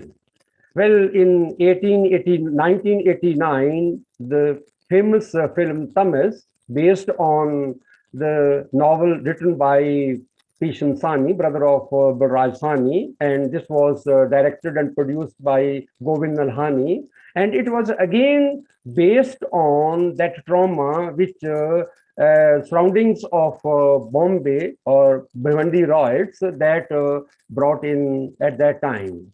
So Bhisham Sani was forced. He decided at that time, before that time, that he would never write on 1947. But Govind Nilhani requested him to pen down his experiences, and Thomas is his creation, and that is then produced as a film. And it was again reminded to the Punjabis in 1980s how violence is reappearing in the form of or giving certain very strong messages of reappearance of 1947. So this communal frenzy we all see reappearing, and 1947 is brought in the society or in the minds.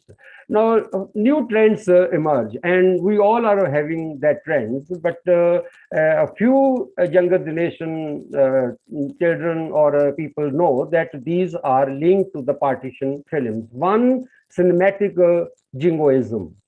When these tender minds, they enter into cinema, they start creating sort of very hysterical responses to certain ultra-nationalist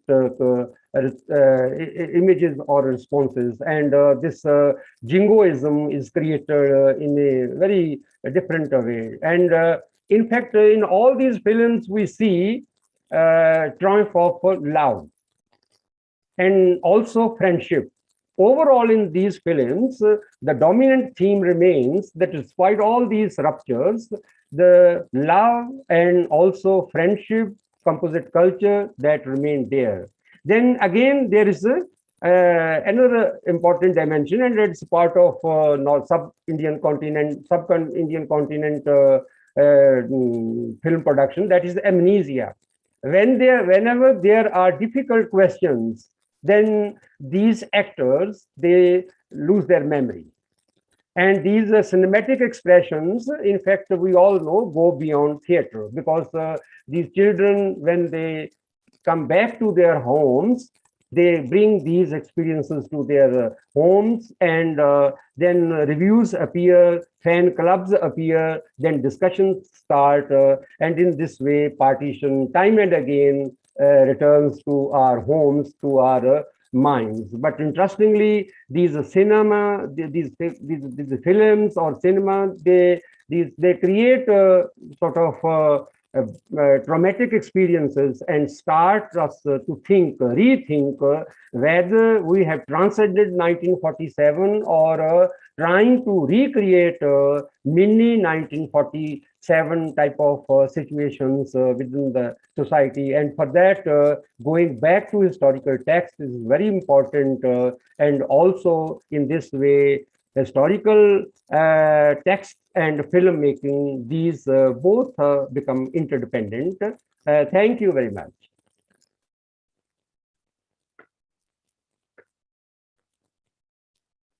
Some interesting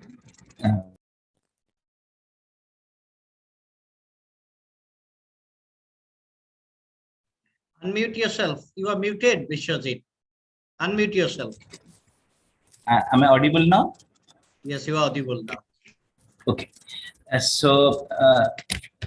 was very interesting talk by Professor Sohal in understanding the past and understanding the past. But the question, there is a question that we will be entering into question answer session after this. The question to Professor Sohal would be, since the whole project of recovery is embedded in the form of history representation, then can it be separated from politics of form that shape the dynamic of configuration of power relationship that has been shaping the political landscape since creation of both sovereign entities? So how do you understand both cinema in the politics of power representation is my first question to Professor Sohal. My question to Professor Datta is that we're talking about the question of legality and illegal extraction in then how do you understand the difference between insider outsider that is also played out within? So your voice is breaking. Vishwajit, your voice is breaking. I cannot get it properly. Yeah.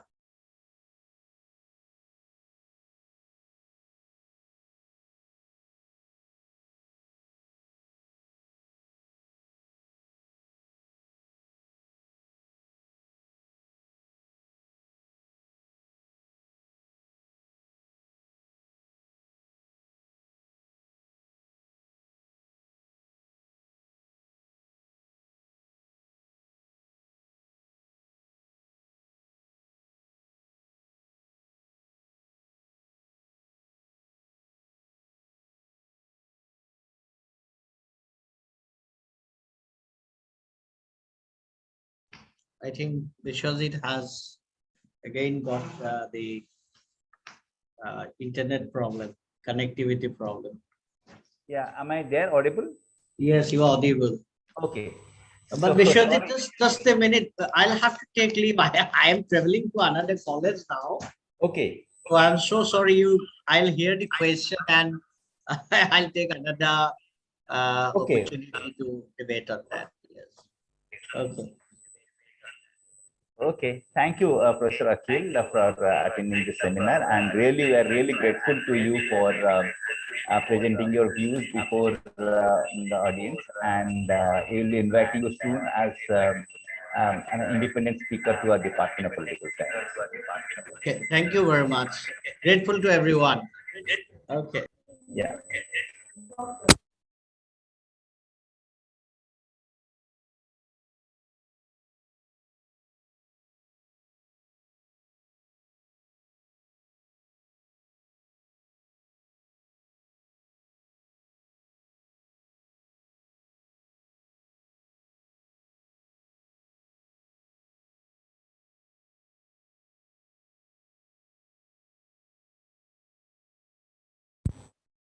Hello? Yeah, can you hear me now?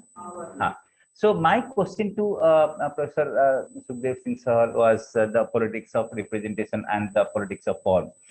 To Dr. Jagveer, my question is, when you're talking about the whole notion of place and the whole notion of identity, then it may not be always true that your identity can come from any side, may not be restricted only to space. So in this context, how do you understand the politics of movement, migration, and identity formation in a refugee or a migrant migration issues?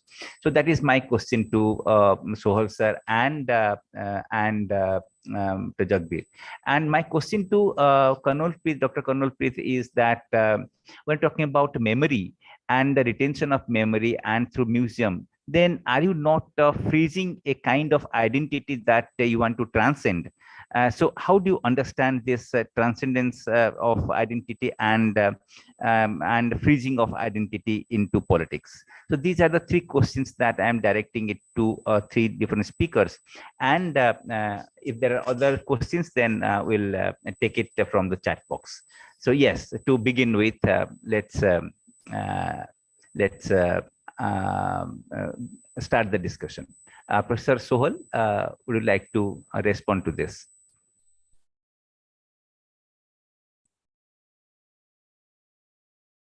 Hello, Professor Sohal. Unmute. Sir, can you unmute yourself? Yes, you're on mute, sir. Okay, okay. Thank you.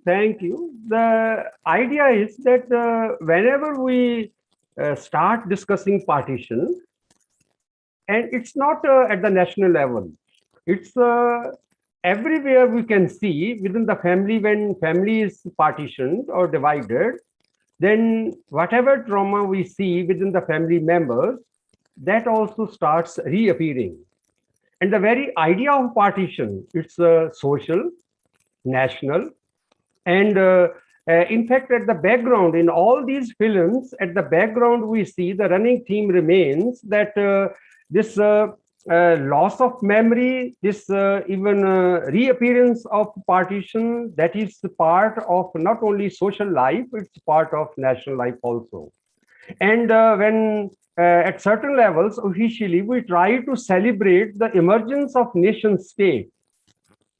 That is a traumatic.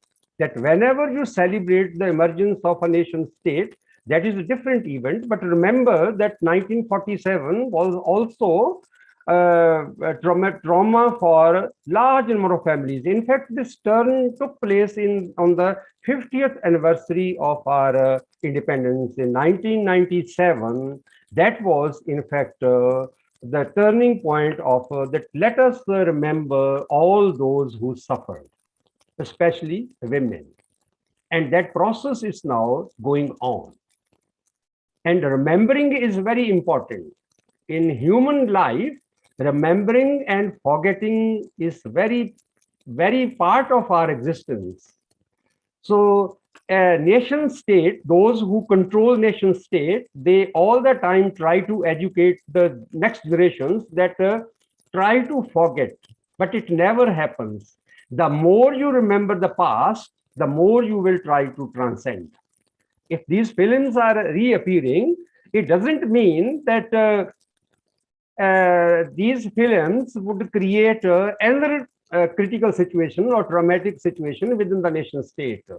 Remembering partition, 1947 partition means that the lessons of loss, trauma, that must be part of our national consciousness and these communal rights. But because keep in mind, when in Punjab in the 1920s, the communal rights started at that time, no one at that time had that vision or fears that within 40 or 45 years, these communal rights will turn into the very vivisection or division of this land.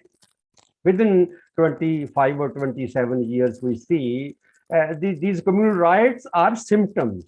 As we see within the families, certain rumblings, certain sort of unhappy situations within the family start leading towards the division within the family. So in the same way, these rights are the early symptoms of emerging tensions within the nation state. And this 1947 is remembrance to that. It's not as we see celebration, it's a part of very traumatic experience, very tragic experience. And the more we go to that tragedy, that trauma, in the form of revisiting or going to the museums and also reading stories, then having discussions with the next generation or younger people, then we can transcend that trauma, and we can also rebuild or we can also strengthen our nation, because these tendencies, and if you go to the novel of Tamis, then you will see that how tensions are developed. It's a very telling, this Tamis novel is very telling to those who try to create tensions for certain individual benefits, for certain, let us say, parochial benefits. And these tensions later on got converted into or somehow create certain situations which become very traumatic. And in that way, cinema, literature, these are forms which must be discussed, must be debated, must be seen, or must be in fact commented upon, so that that trauma of 1947 is better understood and transcended. Thank you. Okay, thank you, sir. Dr. Jasbir.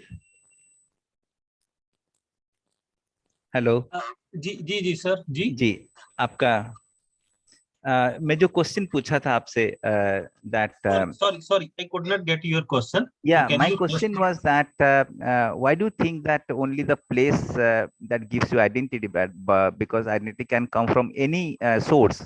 So what is so significant about place and identity relationship? That just wanted to know. The thing is that when we talk about identity or the making of an identity, the point is that we have multiple identities: religious identity, social identity, ethnic identity, identity of caste, identity of being, you can say, natives of one nation, or identity associated with a particular place. Now, what happens in the process, if we look at this phenomena historically, that at a one particular point, we are giving preference or preeminence to one particular sort of identity. So, for example, when we talk about this situation of communalism, communal rights, or the consciousness, communal consciousness, what we are doing over there, that we drown all other identities and we bring forth that single identity, that is identity of being associated one community or with one religion. So, and communalism, as we say, that it's a kind of a false kind of consciousness. What I was talking about, that here what emerges out in this literature, that even in history, what we see, that history is a continuous flow. To exist is to change is to mature is to progress. अगर हमने जिंदा रहना तो हमें change होना, change होंगे तो mature होंगे तो progress.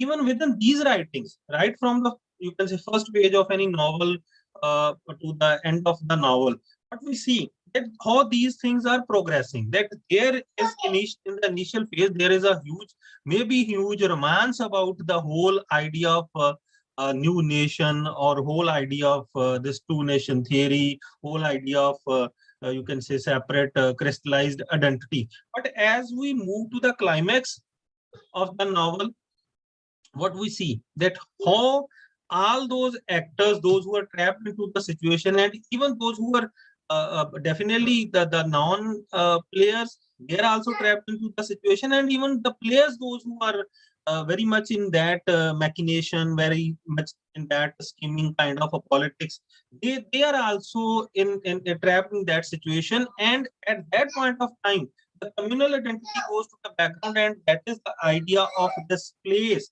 that comes to the forefront. For example, JSC, if there is a very popular novel in Punjabi by Son Singh Seetal, Tuta Wala Khu.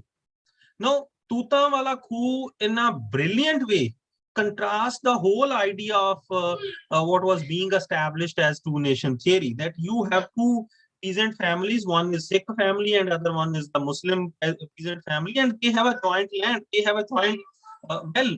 And on the other side, there is a moneylender, a Hindu moneylender, who tries to grab that land. And in the whole process, you see that on the one side, you are creating the idea or establishing the whole idea of two-nation theory, that Muslims are a separate nation and Sikhs are by default absorbed into, you can say, in this Hindu sort of idea. But here, at the ground level, at the practical level, you see altogether the hatred of the Sikhs or the Hindu is not guided against the Muslim, but the hatred of the Muslim and the Sikh, that is targeted against the Hindu, because it's the profession, it's the business, and then their identity revolves around, as the very title suggests, that is around a particular place, that is around a particular space, that is a irrigation well.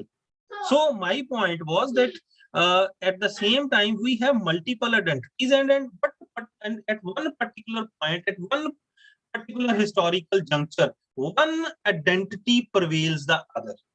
So that remains the question, that what is the situation, what is the historical sort of juncture, that which identity will prevail over there.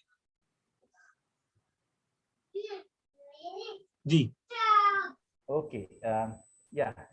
Thank you for your answer.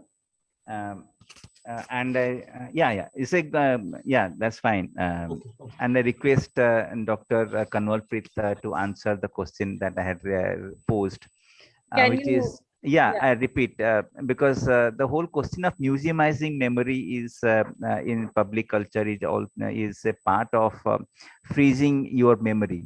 So how can we transcend this memory to move on with our daily life or the politics of the whole question of memory? Yes, for a long time, even I thought so, that, you're freezing your memories. But then there is no other way. And the museums all over the world have, kind of found a way out by, and thanks to technology, by the audio recording, by video recording the narrations. And as we are moving forward, a lot of things, museum is just not about charts and maps, and they're not dead structures now. The effort is and the effort all around the world is that people should come there as if they are as if they are into a book which is breathing. You have little photo corners where you can just get yourself clicked in all the museums.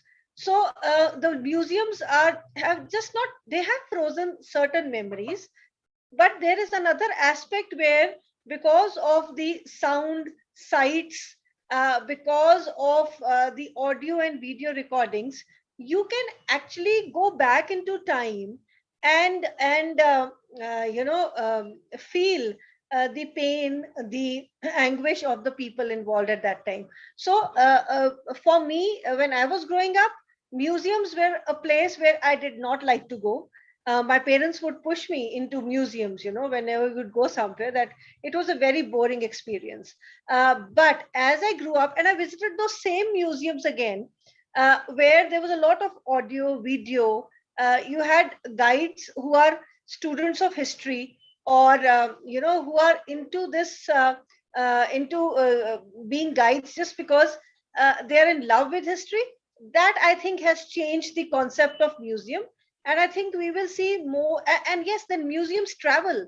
They travel. The Partition Museum has travel to, they have put in sites in, have held exhibitions in, I think in Dehradun, Mussoorie, colleges, I think Ashoka University in Haryana.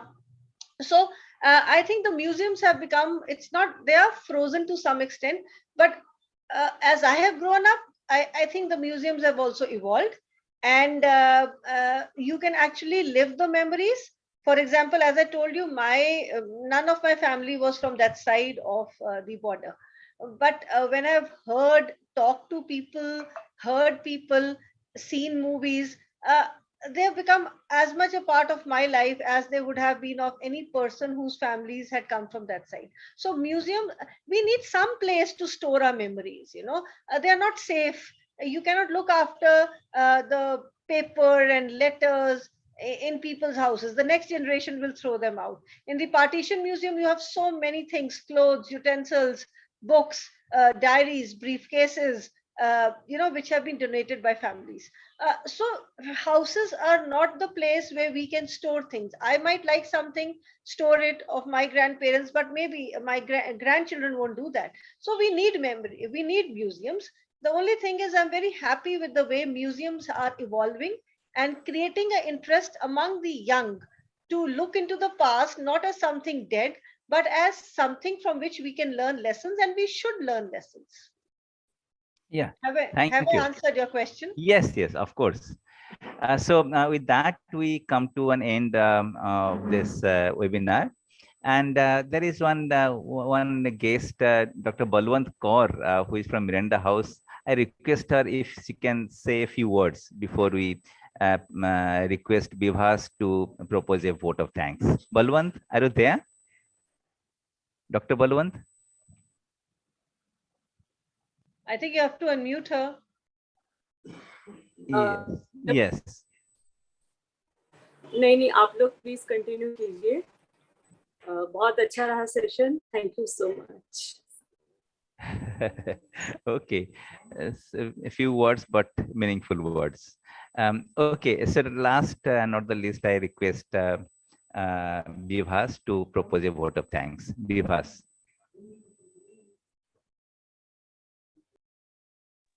Bibhas.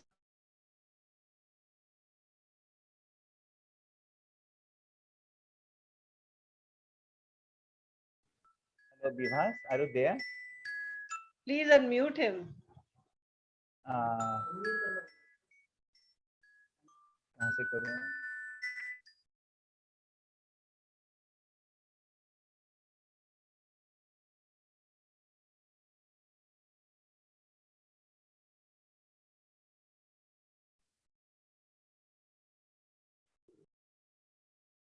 I think you have to unmute him, Mr. Mohanty.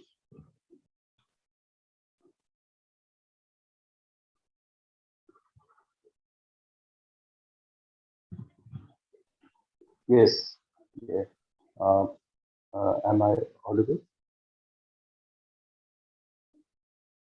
Hello. You are audible. हाँ, शुक्रिया. मैं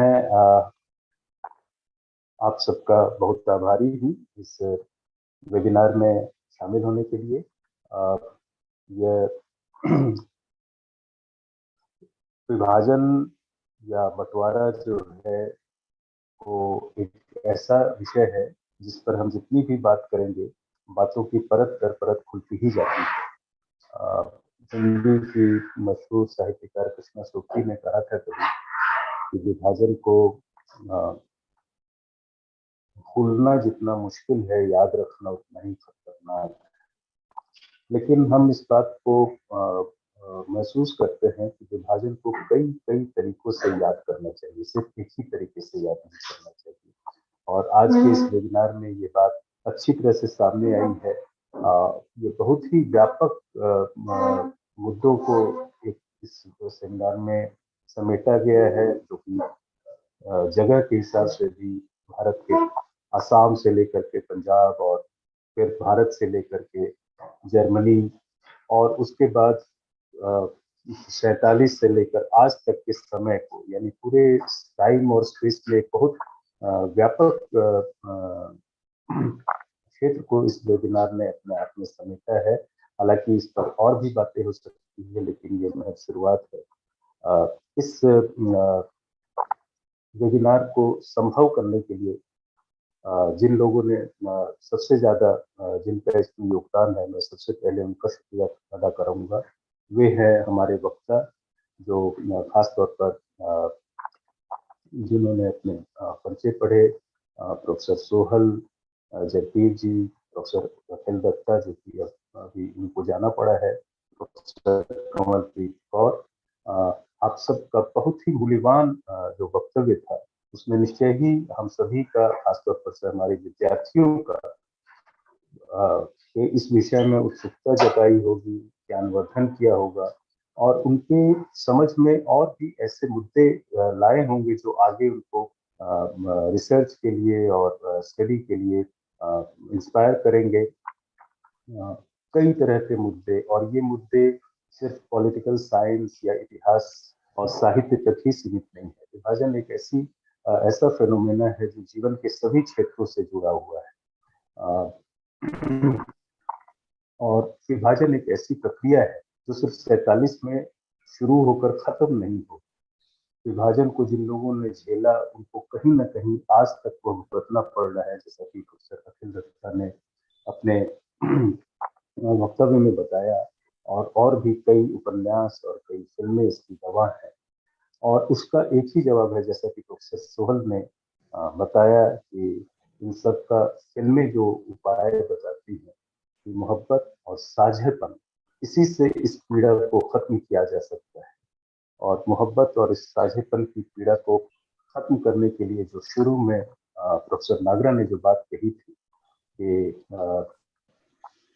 एक nutrition to the soul, nutrition to the soul यही है, मोहब्बत और साझापन। और हम निहाल फाउंडेशन का इसलिए बहुत बहुत शुक्रिया अदा करते हैं, बहुत आभार व्यक्त करते हैं कि उन्होंने इस वेबिनार के लिए सहायता दे करके, बल्कि एक तरह से पहलकदमी करके इस वेबिनार को संपन्न बनाया। प्रोफेसर नागरा का और निहाल फाउंडेशन का बहुत बहुत आभार, सभी वक्ताओं का बहुत बहुत आभार। हम अपने कॉलेज के IQAC के कन्वीनर प्रोफेसर आदित्य सक्सेना का और मोनिका का भी शुक्रिया अदा करना चाहेंगे, जिन्होंने एक बीच में ऑफलाइन शुरू हो जाने के बाद दोबारा ऑनलाइन की व्यवस्था हमें उपलब्ध कराई है। हालांकि शुरू में अब एक तरह से आदत बीच में थोड़ी सी छूट गई थी, शुरुआती थोड़ी सी अड़चनें आई शामिल, लेकिन ये वेबिनार बहुत अच्छी तरह से फिर भी संपन्न हुआ। उन्होंने इस कार्यक्रम के लिए काफी तत्परता के साथ हमको मंजूरी दी और इसके लिए सभी सुविधाएं हमें मुहैया कराई। हम प्रोफेसर राजीव अग्रवाल जो हमारे प्रिंसिपल है, उनका बेहद शुक्रिया अदा करते हैं। प्रोफेसर राजीव अग्रवाल इस तरह के कार्यक्रमों के लिए, सभी अकादमिक गतिविधियों के लिए हमेशा सबको उत्साहित करते रहते हैं, और उन्होंने इस कॉलेज की लीगेसी को आगे बढ़ाने में बहुत ही प्रशंसनीय कार्य किया है। इस वेबिनार में जो उन्होंने इस वेबिनार के आयोजित होने में जो उन्होंने योगदान दिया है, इसके लिए हम उनका बहुत बहुत शुक्रिया अदा करते हैं। और सबसे अंत में मैं राजनीति विभाग और उसके प्रभारी प्रोफेसर विश्वजीत मोहंती का शुक्रिया अदा करता हूँ, जिन्होंने एक तरह से अकेले इस वेबिनार को संभव करके दिखाया, जो कि एक आइडिया था, और सभी चीज़ों को लेकर के इस वेबिनार की पूरी जो समझ थी उसको एक तरह से कार्यान्वित किया। और हम सभी वक्ताओं का और श्रोताओं का बहुत बहुत धन्यवाद करना चाहेंगे, जिन्होंने इस वेबिनार को संपन्न कराया। हमें उम्मीद है कि आगे भी देशबंधु कॉलेज की ओर से ऐसा कोई कार्यक्रम होगा तो इसमें हमें आप सबका सहयोग मिलता रहेगा। फिर से एक बार आप सबका बहुत बहुत धन्यवाद। Thank you. So we come to close of this webinar. Thanks to all and everyone.